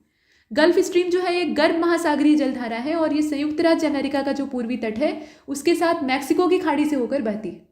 तो उस हिसाब से अगर देखा जाए तो इसका संबंध उत्तरी अटलांटिक महासागर से, न कि दक्षिणी। ठीक, तो यहाँ जो साउथ दे दिया है इसी से काम गड़बड़ हो गया है। इसके बाद प्रश्न संख्या 38 को देखते हैं। यहाँ कुछ जो लोकल विंड है उनके नाम दिए हैं और उनकी विशेषता दी हुई है। तो पहले वाले में कहा गया कि फॉन जो है वो एक गर्म और सूखी हवा है जो कि साउथ आल्प्स जैसी जो उच्च पर्वत श्रृंखलाएं हैं उन क्षेत्रों में बहती है। मिस्ट्रल जो है ये काफ़ी स्ट्रांग होती है, ठंडी होती है और सूखी होती है। शुष्क हवा है, ठंडी होती है और ये उत्तर पश्चिम से लेकर फ्रांस तक प्रवाहित होती है। सिरेको जो है ये गर्म और धूल भरी हवा होती है और ये भूमध्य सागर में पैदा होती है। चिनूक जो है इसे स्नो ईस्टर के रूप में भी जाना जाता है। तो यहाँ स्थानीय पवनों के नाम दिए हैं। अब इसमें आपको गलती तलाशनी है, बताइए। तो 38 जो आप देख रहे हैं इसका राइट आंसर सी हो जाएगा। सिरेको के बारे में जो इन्फॉर्मेशन है वो यहाँ पर गलत है, चूंकि ये भूमध्य सागर में उत्पन्न हो रही है। तो ये शुष्क कैसे हो सकती है? अगर भूमध्य सागर से हम इसे उत्पन्न हुआ माने तो ये शुष्क नहीं हो सकती। अगर शुष्क होगी तो इसका मतलब है कि इसकी उत्पत्ति जो है वो समुद्र से नहीं हुई है। तो वही बात है, ये गर्म, शुष्क और धूल भरी हवा है और ये अफ्रीका का जो सहारा रेगिस्तान है वहाँ पर उत्पन्न होती है। चूँकि ये रेगिस्तान से जन्मी हुई है इसीलिए सूखी है। हवा का जो ओरिजिन है ना वो अगर आपको पता है तो आप उसकी कम से कम प्रवृत्ति जान सकते हैं। ठीक, भूमध्य सागरीय क्षेत्र में ये चलती है, वहाँ तक पहुँचती है, लेकिन इसका जो ओरिजिन है वो सहारा डेजर्ट होता है और इसके साथ बहुत भारी मात्रा में जो रेत के कण हैं वो आते हैं। तो सिरेको पवन जो है ये काफ़ी ज़्यादा सूखी होती है और इसमें मानव स्वास्थ्य पे भी ये काफ़ी गहरा असर डालती है। इसके बाद प्रश्न संख्या 39 को देखते हैं। यहाँ पर सीधे सीधे पूछा गया है कि पारिस्थितिकी तंत्र यानी इकोसिस्टम, ये शब्द किसके द्वारा दिया गया है। अब इसमें आप देखें तो 39 करेक्ट आंसर इसका होना चाहिए सी वाला, आर्थर टेंसले। एजी टेंसले हम कहते हैं ना, तो एजी टेंसले के द्वारा इसको दिया गया है। सी वाले विकल्प को हमने चुना। प्रश्न संख्या 40, यहाँ कथन और कारण दिया है और ये इकोलॉजिकल पिरामिड के बारे में है। तो इकोलॉजिकल पिरामिड के बारे में देखें, कथन ये कहता है कि जो इकोलॉजिकल पिरामिड होते हैं ये ट्रांसफर ऑफ एनर्जी, बायोमास, यहाँ देख रहे हैं आप, represent the transfer of energy and biomass through different trophic level in an ecosystem. इसको ये रिप्रेजेंट करने का एक ग्राफिकल मीडियम होते हैं, ग्राफिकल तरीका होते हैं। और रीज़न क्या है, as we move towards higher trophic level in an ecosystem energy and biomass decreases. जैसे जैसे हम ऊपर वाले ट्रॉपिक लेवल में बढ़ते जाते हैं वैसे वैसे एनर्जी और बायोमास दोनों ही डिक्रीज करते जाते हैं। तो एनर्जी तो डिक्रीज करती है, अब बायोमास डिक्रीज करेगा या नहीं ये थोड़ी सोचने वाली बात है। तो प्रश्न संख्या 40 को ध्यान से देखें, ये प्रश्न है और यहाँ देखें आप विकल्प, और इसका जो सही जवाब है इसे ध्यान से देख लीजिएगा। इसका जो सही जवाब है वो इसमें ए हो जाएगा। दोनों सत्य हैं, ठीक है, दोनों सत्य हैं। यहाँ पर ये जो कारण बताया गया है ना ये कथन से जुड़ा हुआ है, तो कथन के हिसाब से ही इसको देखेंगे। यहाँ चूंकि बायोमास के हस्तांतरण का ही प्रतिनिधित्व करता है तो उस स्थिति में हम जैसे जैसे ऊपर बढ़ते हैं तो ऊर्जा जो है वो घटती जाती है। बात सही है, तो हम ए को चुन लेते हैं। आगे चलते हैं। अब यहाँ पे वेटलैंड्स के बारे में और उनकी लोकेशन के बारे में दिया है, मिलान आपको करना है। तो सुंदरवन वेटलैंड है, चिल्का है, लोकटक है और डल झील है। राज्य का नाम साथ में दे रखा है, मिलाइए इसमें से कौन सा किससे मिलेगा। तो मिलान अगर करेंगे तो इसका जो राइट आंसर है वो बी होना चाहिए। बी के हिसाब से काम कर लेते हैं। सुंदरवन जो है वो आपका वेस्ट बंगाल में है, ठीक है। चिल्का कहाँ पे, उड़ीसा में है, उड़ीसा से मिला लीजिए। मणिपुर में आपकी लोकटक है, तैरता हुआ जो किम्बुल लमजाओ नेशनल पार्क है वो यहीं पर है। और डल और कहीं हो ही नहीं सकती है, जम्मू कश्मीर। तो मिलाना आसान था, मिला लिया। अब इसके बाद अगले प्रश्न को देखते हैं। यहाँ पर प्राथमिक अनुक्रम के विषय में कहा जा रहा है, यानी जो प्राइमरी सीक्वेंसिंग होती है उसमें लाइकेन की क्या भूमिका होती है। लाइकेन जो होते हैं उनकी इसमें क्या भूमिका होती है बताइए। तो formation of soil by breaking rocks, ये काम करते हैं। Living other plants species behind, ये अपने पीछे बहुत सारी प्लांट स्पीशीज को छोड़कर जाते हैं। हंटिंग अदर ऑर्गेनिज्म, दूसरे ऑर्गेनिज्म का ये शिकार करते हैं। पॉलिनेशन ऑफ फ्लावर्स, अब इसमें आप बताइए कि ये क्या काम करते हैं। तो 42 को आप देख रहे हैं, राइट आंसर इसका ए हो जाएगा। ठीक है, formation of soil by breaking rocks, ये रॉक्स को ब्रेक करते हैं और उससे मिट्टी बनती है, चट्टानें टूटती हैं और उनके अपर्दन से मिट्टी बनती है। तो मिट्टी को बनाने में इनका रोल होता है और ये बहुत कम और बिना मिट्टी वाले कठोर वातावरण में भी जिंदा रह सकते हैं। बस ये है कि प्रदूषण में ये जी नहीं पाते, वायु प्रदूषण जहाँ फैला वहाँ से ये समाप्त हुए। इसके बाद आगे चलते हैं, प्रश्न संख्या 43 को देखते हैं। हड़प्पा सभ्यता की इसमें से कौन सी विशेषता नहीं है वो आपको बताना है। तो ये सुनियोजित शहर प्रणाली को विकसित किए थे। यहाँ पे जो ड्रेनेज पैटर्न है वो काफ़ी एडवांस था। ब्रॉन्ज के टूल्स यहाँ से पाए गए हैं और नोमैडिक लाइफ स्टाइल इनका होता था। तो जो आदमी सभ्य नगरीय जीवन जी रहा है, बढ़िया अपना नगर बसाया हुआ है, नालियों की व्यवस्था है, जल निकासी की पूरी अच्छी एक जो सिस्टम है वो दिखाई देता है, अन्न भंडारण किया हुआ है, मतलब जीवन के लिए जितनी अच्छी चीज़ें हैं वो जमा करके रखी हुई है, तो वो खाना बदोशों का जीवन क्यों जिएगा। तो ये नोमैडिक लाइफ जो है वो इनके जीवन में पॉसिबल नहीं है। या तो वो नोमैडिक ही हो जाए या फिर सिटीजन ही बन जाए, है ना। तो इसमें से डी वाले ऑप्शन को हम चुनकर बाहर कर देते हैं, जो कि इनकी विशेषता कम से कम नहीं थी। इसके बाद 44 को देखते हैं। आर्यों का जो शुरुआती जीवन है वो कुछ हद तक नोमैडिक दिखाई देता है, बाद में वो भी गांव बसाकर रहना शुरू कर देते हैं। प्रश्न संख्या 44 को देखें। वैदिक काल के बारे में कहा गया है कि सामाजिक जो स्ट्रक्चर था उस पर विचार करिए। कथन ये कहता है कि उस समय पितृसत्तात्मक समाज होता था, यानी जो पैट्रियार्कल सोसाइटी है वो पाई जाती थी। पिता ही या जो सबसे वरिष्ठ पुरुष होता था परिवार का, वही मुखिया होता था। कारण यह है कि पुरुषों की सामाजिक स्थिति स्त्रियों की अपेक्षा, महिलाओं की अपेक्षा उच्च थी। अब इसमें आप बताइए कथन कारण में से कौन सा सत्य है। प्रश्न संख्या 44, और इसका जो सही जवाब है वो इसमें ए हो जाएगा। दोनों सत्य है, अगर देखा जाए तो दोनों सत्य है। मतलब पुरुषों की सामाजिक स्थिति उच्च थी और उसको बनाने वाले भी कौन थे, पुरुष ही थे। मतलब सत्ता शुरुआत से पुरुषों के हाथ में थी, तो उन्होंने सामाजिक स्ट्रक्चर ऐसा ही ड्रॉ किया, ऐसा ही गढ़ा, जो कि आज तक चला आ रहा है। उसमें ये दिखाया गया कि महिलाओं की क्षमता कम होती है और वो किसी भी अच्छे काम को करने के योग्य नहीं होती, उन्हें नीचा दिखाने का प्रयास अक्सर किया गया। और आप सोचते हैं कि ऋग्वैदिक काल में महिलाओं को अपार अवसर मिलते थे, वो विदुषी कन्याएं पाई जाती थी जो कि ऋचाओं की रचना करती थी, लेकिन ये भी सोचना चाहिए कि उन्हें वो काम करने के लिए कितना जूझना पड़ता था। याज्ञवल्क्य और गार्गी का जो संवाद है ना, डायलॉग है बृहदारण्यक उपनिषद में, उसको ध्यान से पढ़िएगा। उसमें जब याज्ञवल्क्य को ये लगने लगता है कि गार्गी की विद्वता के आगे वो टिक नहीं पा रहे हैं, तो उन्हें धमकी देते हैं कि अगर चुप नहीं रहोगे तो तुम्हारा सिर फोड़ देंगे। तो ऐसी धमकियां मिलती रहती थी, लेकिन महिलाएं जो है वो अपना काम करती रहती थी। तो इसमें ए वाले ऑप्शन को हम चुनते हैं। इसके बाद 45 को देखते हैं, जो कि यहाँ पे है। बौद्ध धर्म के बारे में कौन सा विकल्प सही है आपको बताना है। तो 4 आर्य ट्रुथ जो है वो बौद्ध धर्म में पाए जाते हैं। क्वेश्चन नंबर 45 को देखते हैं। बौद्ध धर्म के बारे में यानी बुद्धिज्म के बारे में यहाँ कुछ कथन दिए थे। तो 4 आर्य ट्रुथ जो है ये अल्टीमेट गोल है बुद्धिज्म के, ऐसा दिया हुआ है। 8 फोल्ड पाथ जो है ये इनलाइटमेंट के लिए है, मतलब इन पर चल के मनुष्य जो है वो निर्वाण की प्राप्ति कर सकता है। निर्वाण का मतलब क्या है, तो ये बुद्धिस्ट कोड ऑफ कंडक्ट होता है असल में, ऐसा कहा गया है। और मिडिल पाथ का मतलब है टीचिंग ऑफ बुद्धिज्म से। टीचिंग ऑफ बुद्धिज्म जो है वो मिडिल पाथ के ही प्रिंसिपल पर वर्क करती है। तो अब आप ये बताएं कि इसमें सही कौन सा है। प्रश्न को अच्छे से देखिए। इसका जो सही जवाब है वो इसमें बी हो जाएगा। अष्टांगिक मार्ग का जो रास्ता दिया है ना वो सही दिया है। अष्टांगिक मार्ग यानी 8 फोल्ड पाथ जो होते हैं उन पर चल के मनुष्य इनलाइटमेंट प्राप्त कर सकता है, यानी ज्ञान की प्राप्ति कर सकता है, और ज्ञान ही उसे निर्वाण की ओर ले जाएगा। सत्य है। बाकी जितनी इन्फॉर्मेशन है वो गलत है। जैसे कि जो आर्य सत्य आप देख रहे हैं ये मूलभूत शिक्षाएं हैं, बेसिक टीचिंग्स हैं, जो कि बताती हैं कि मनुष्य को क्या करना चाहिए, दुख के निवारण के लिए कौन से उपाय करने चाहिए। निर्वाण का मतलब होता है जितने भी माया मोह के बंधन हैं उनसे मुक्ति, तो यहाँ अर्थ गलत दिया है। और मिडिल पाथ जो है ये टीचिंग ऑफ बुद्धिज्म नहीं है, बल्कि बुद्धिज्म की फिलॉसफी है। मिडिल पाथ में क्या होता है, इसमें एक लचीला दृष्टिकोण अख्तियार किया जाता है, बहुत ज़्यादा कठोर रवैया बुद्धिज्म में अडॉप्ट नहीं किया गया है, बीच का रास्ता निकालने की कोशिश की गई है। तो इसका कहीं भी जो बौद्ध धर्म की शिक्षाएं हैं उससे ताल्लुक नहीं है। ये एक तरह से बुद्धिज्म की आइडियोलॉजी कही जा सकती है। तो इसमें से करेक्ट आंसर हमारा बी वाला हो जाएगा। इसके बाद 46 को देखते हैं। यहाँ लिस्ट 1 को लिस्ट 2 से आपको मिलाना है। तो महाजनपद और राजधानियों के नाम दिए हैं, वज्जी है, काशी है, मगध है और कोसल है। मिला लीजिए इसको। यहाँ जो राजधानियाँ हैं उनके नाम आप स्पष्ट तौर पे देख रहे हैं, तो इसमें मिलाना आसान है, आप आराम से कर सकते हैं। देखिए मगध को किससे मिलाएंगे, राजगीर यानी राजगृह से मिलाइए, शुरुआती राजधानी मगध की यही थी। इसके बाद आप काशी को मिला लीजिए वाराणसी से, और 2 को मिलाने से आपका काम बन जाना चाहिए। तो सी को अगर पहले से मिलाया है तो इसमें आराम से पहला वाला ही आपको, यानी ए वाला विकल्प जो है वो सही होता है। मतलब ये है कि वज्जी की राजधानी क्या होगी, इसमें से वैशाली हो जाएगी। कौशल को आप मिला लीजिए इसमें से, श्रावस्ती से आमने सामने हो गया, ऐसे करेंगे तो ए वाले को चुन लेंगे। इसके बाद 47 को देखते हैं। यहाँ देखिए, मौर्य काल की जो स्थापत्य की विशेषता आप देख पाते हैं वो इसमें से कौन सी है? स्तूप बनाने की कला है, रॉक कट केव्स हैं, टेम्पल है, या फिर पैलेस है? मौर्य काल में क्या बड़े पैमाने पर आपको दिखाई देता है वो आपको बताना है। तो स्तूप का निर्माण, वो भी अशोक के समय में, ठीक है, स्तूप का निर्माण जो है ये बड़े पैमाने पर मौर्य काल के स्थापत्य में हमें दिखाई देता है। इसके बाद आगे बढ़ते हैं, प्रश्न संख्या 48। अब यहाँ पर गुप्त काल के बारे में, यानी गुप्त पीरियड जो है उसके बारे में इंफॉर्मेशन दी है। तो कहा गया the Gupta period is called golden age of ancient India. इसे प्राचीन भारत का स्वर्ण युग कहा जाता है। This period saw remarkable progress in field such as literature, music, dance, sculpture and astronomy. इसके बाद जो थर्ड स्टेटमेंट है, थर्ड स्टेटमेंट आपको बताता है कि renowned scholars like Aryabhata, Varahamihira, Brahmagupta made significant contribution in the field of astronomy and mathematics during Gupta period.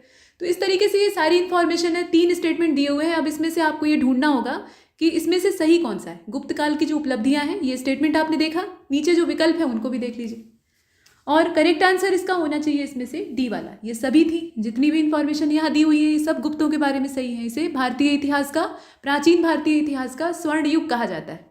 कला के क्षेत्र में, विज्ञान के क्षेत्र में, जो आर्किटेक्चर का क्षेत्र होता है, लगभग हर क्षेत्र में एक अच्छी खासी जो प्रगति है वो दिखाई देती है। इसके बाद अगले प्रश्न को देखते हैं जो कि है आपका 49वां, और इसमें कहा गया कि who was the first ruler of slave dynasty in Delhi सल्तनत। स्लेव डायनेस्टी या मामलुक डायनेस्टी जो है उसका पहला रूलर कौन था?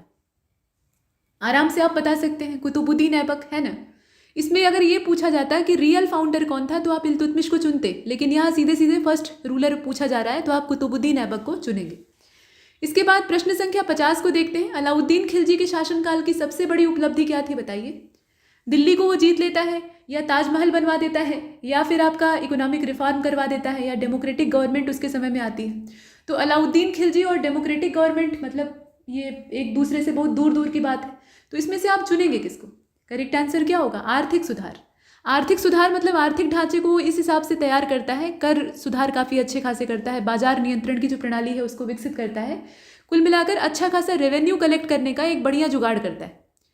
इसके बाद प्रश्न संख्या 51 को देखते हैं। यहाँ पर देखें, शेरशाह सूरी के बारे में कथन कारण दिया हुआ है। तो भारत में ग्रैंड ट्रंक रोड का निर्माण शेरशाह सूरी के द्वारा करवाया गया था, और मध्यकाल में ग्रैंड ट्रंक रोड एक महत्वपूर्ण व्यापारिक मार्ग हुआ करता था। अब आप बताएं कि सही कौन सा है। तो क्वेश्चन नंबर 51 को आप देख रहे हैं, और इसका जो राइट आंसर है वो बी हो जाएगा। सही तो दोनों है, लेकिन यहाँ जो कथन है वो कारण की ठीक व्याख्या, कारण जो है वो कथन की ठीक व्याख्या नहीं कर पाता है, और इसीलिए हम बी को चुनेंगे। ये मध्यकाल में ही नहीं बल्कि प्राचीन भारत में भी आप देखेंगे तो उत्तरापथ के नाम से एक महत्वपूर्ण व्यावसायिक और व्यस्त मार्ग हुआ करता था, राजमार्ग जैसे होने चाहिए वैसा होता था।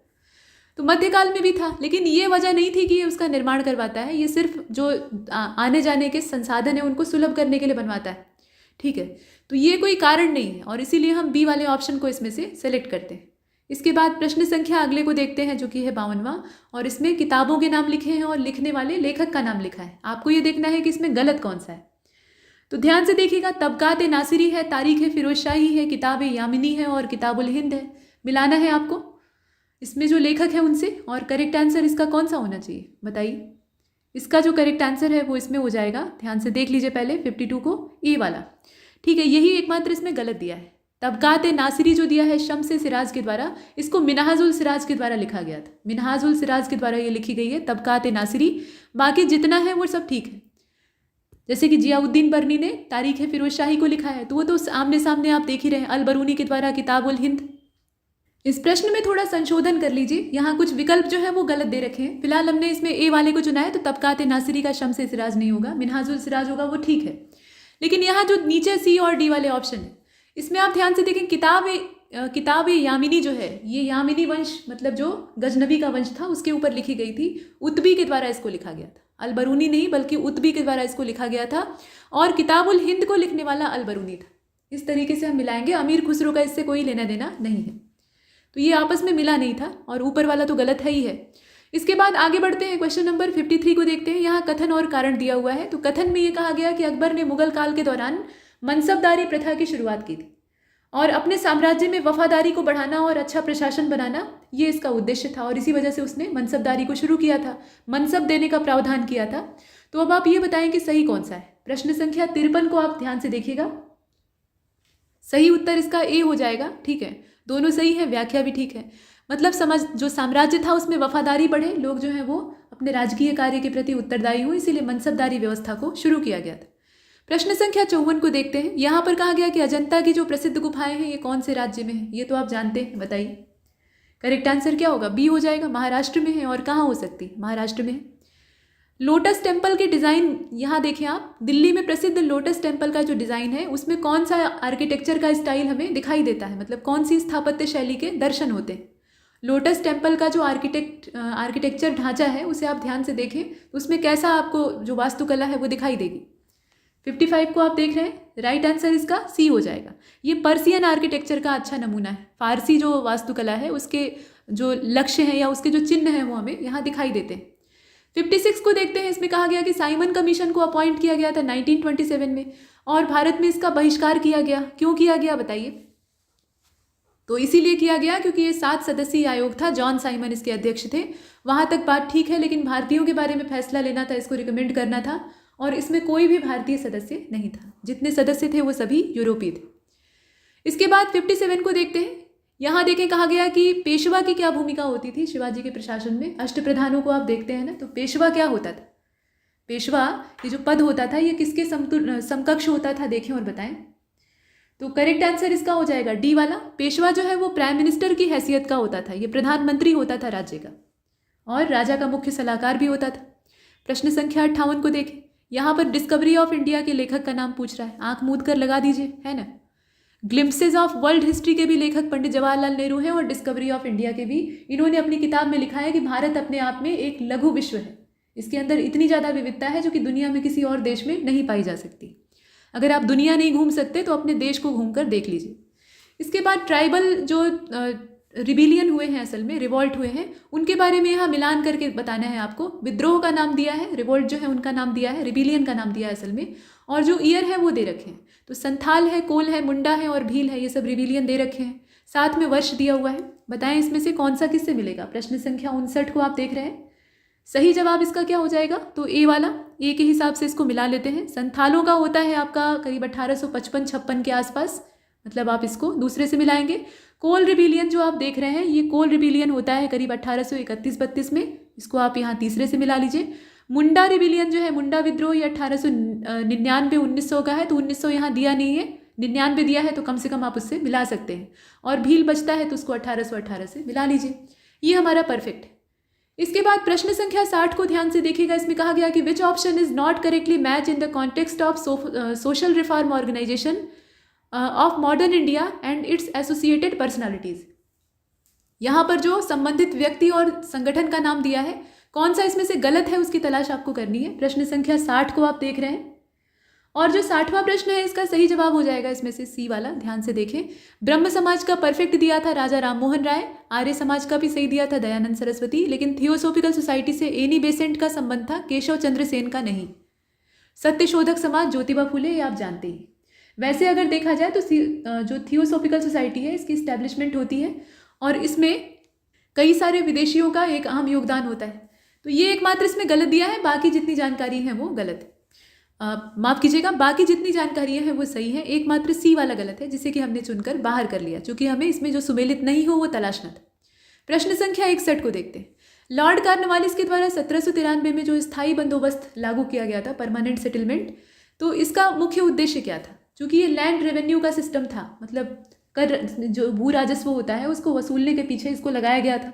तो इसमें आप बताएं, और करेक्ट आंसर इसका ए हो जाएगा। उच्च दर की जो भू राजस्व की व्यवस्था है उसको निर्धारित करने के उद्देश्य से एक स्थायी बंदोबस्त यहाँ पे किया गया था। मतलब ये स्थायी इंतजाम कर दिया गया था कि अच्छा खासा जो राजस्व है, रेवेन्यू है, वो अंग्रेज़ों को मिलता रहे। और इसके लिए कॉर्नवालिस ने जमींदारों को माध्यम बनाया था। जो लैंडलॉर्ड होते थे वो रैयतों से लगान वसूलने का काम करते थे, और उसमें से जो 10/11 पार्ट होता था वो अंग्रेज़ ले लेते थे, और 1/11वां हिस्सा जो है वो जमींदारों को मिलता था। तो जमींदार ज़्यादा से ज़्यादा एक्सप्लॉयटेशन करते थे। इसके बाद 62वें को देखते हैं। यहाँ कहा गया कि which city was the centre of revolt in 1857 in British India. जो 1857 की क्रांति होती है उसमें कौन सा शहर इसका केंद्र बना था, बताइए। तो सारी जो गतिविधियां हैं वो अंत में केंद्रित हो जाती हैं और वो जो गतिविधियों का केंद्र बनता है वो दिल्ली है।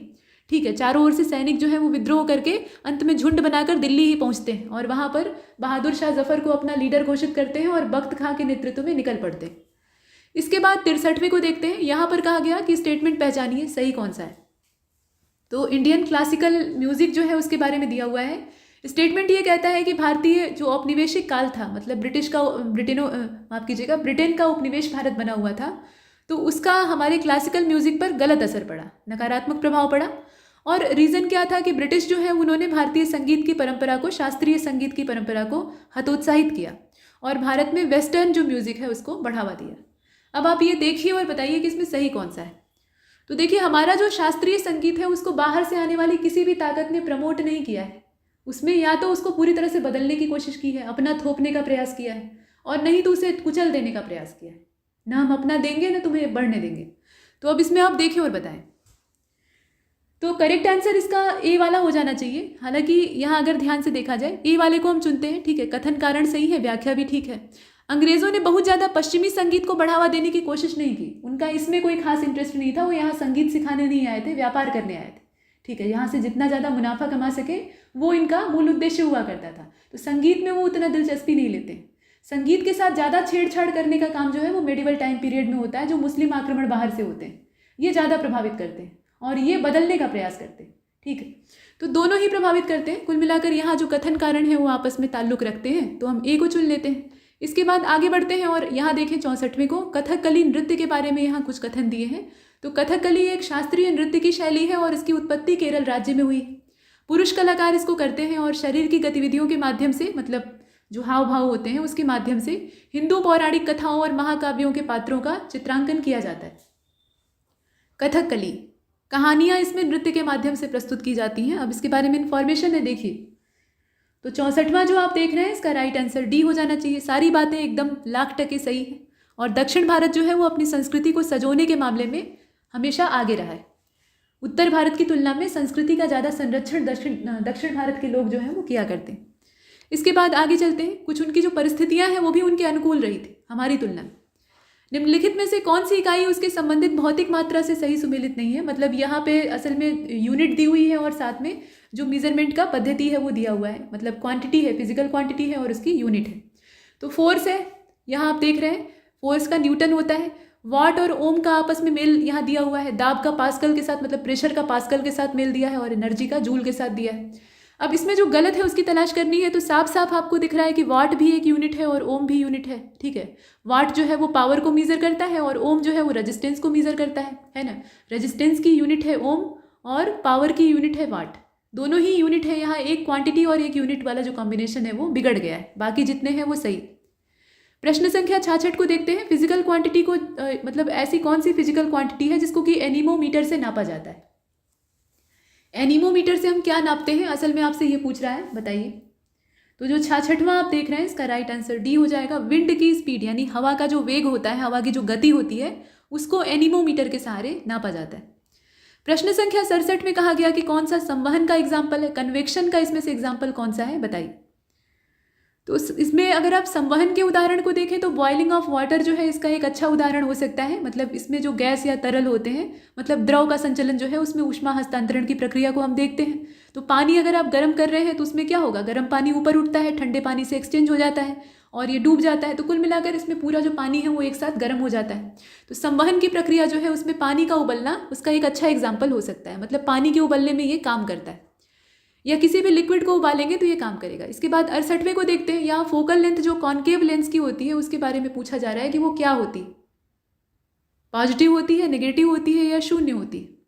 तो 68 को ध्यान से देखिएगा, करेक्ट आंसर इसका बी हो जाएगा। हमेशा नकारात्मक होती है। मतलब जो अवतल लेंस होता है उसकी फोकस दूरी हमेशा ही नकारात्मक होती है। ये किनारों पर मोटा होता है और बीच में पतला होता है, वो तो आप जानते हैं, ऐसा स्ट्रक्चर होता है। इसके बाद 69वें प्रश्न को देखिए। यहाँ पर कहा गया कि where is the first slender loris sanctuary being set up in the country. Slender loris, बताइए इसके लिए जो अभ्यारण्य है वो कहाँ पर स्थापित होने जा रहा है। तो 69वां आप देख रहे हैं और इसका जो राइट आंसर है वो सी हो जाएगा, तमिलनाडु। ठीक है, तमिलनाडु में स्थापित होगा, ये पहला है भारत का। डिंडीगुल जिले के आसपास इसे काफ़ी अच्छे भले विस्तार में फैलाया जा रहा है। इसके बाद प्रश्न संख्या 70 को देखते हैं। कौन सा तत्व विद्युत की ऋणात्मकता सबसे ज़्यादा धारण करता है, मतलब किसके पास इलेक्ट्रोनेगेटिविटी जो है वो सर्वाधिक होती है, कार्बन के पास, नाइट्रोजन के पास, ऑक्सीजन के पास कि फ्लोरीन के साथ। तो इसमें से अगर आप देखें तो फ्लोरीन के पास जो है वो इलेक्ट्रोनेगेटिविटी ज़्यादा होती है। ठीक है, इलेक्ट्रॉन नेगेटिविटी इसमें ज़्यादा होती है और इसीलिए हम फ्लोरीन को चुनते हैं, जो कि है हमारा डी वाला ऑप्शन। बालू और पानी का मिश्रण है। आप किसी नदी से पानी भर के ले आए हैं और उसमें बहुत सारा बालू है, आप किसी हैंडपंप से पानी निकाल कर ले आए हैं और उसमें बालू है, तो आप उसे अलग करना चाहते हैं। और अलग करना चाहते हैं तो आप क्या करेंगे, कौन सी विधि का इसमें से इस्तेमाल करेंगे? फिल्टरेशन करेंगे, डिस्टिलेशन करेंगे, या क्रोमेटोग्राफी का इस्तेमाल करेंगे, या फिर आपका वेपोराइजेशन इसमें काम आएगा? बताइए। तो 71 में करेक्ट आंसर इसका निस्पंदन हो जाएगा। फिल्टर के माध्यम से आप क्या करेंगे, छान लेंगे।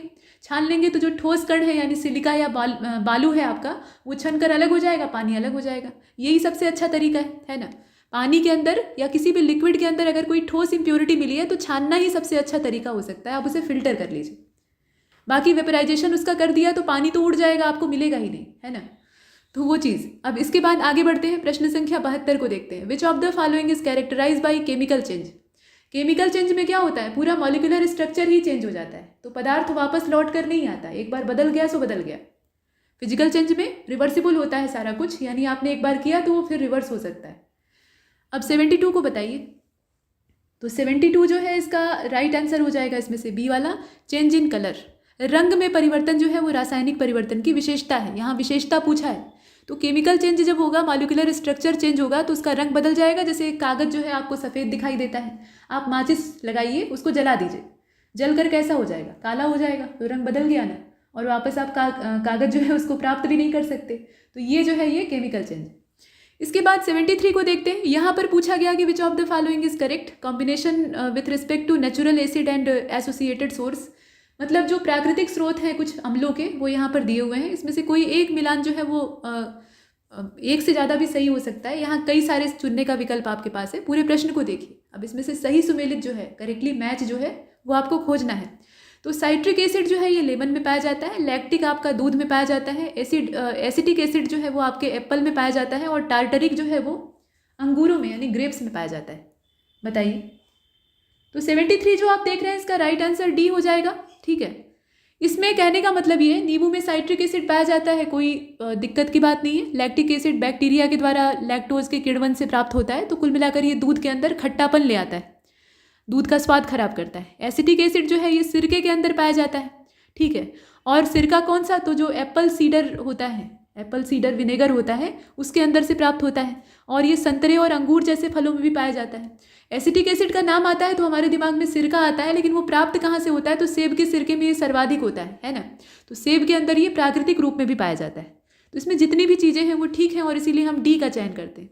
प्रश्न संख्या 74 को देखते हैं।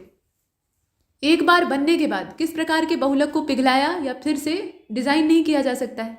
थर्मोसेटिंग, एडिशनल पॉलीमर, कोपॉलीमर माफ कीजिएगा, और क्रॉस लिंक्ड पॉलीमर। इसमें से कौन सा ऐसा पॉलीमर है जिसे कि फिर से रीशेप नहीं किया जा सकता? 74 को आप देख रहे हैं, और 74 जो है इसका राइट आंसर ए हो जाएगा, थर्मोसेटिंग पॉलीमर। थर्मोसेटिंग जो होता है इसे आप नहीं बदल सकते।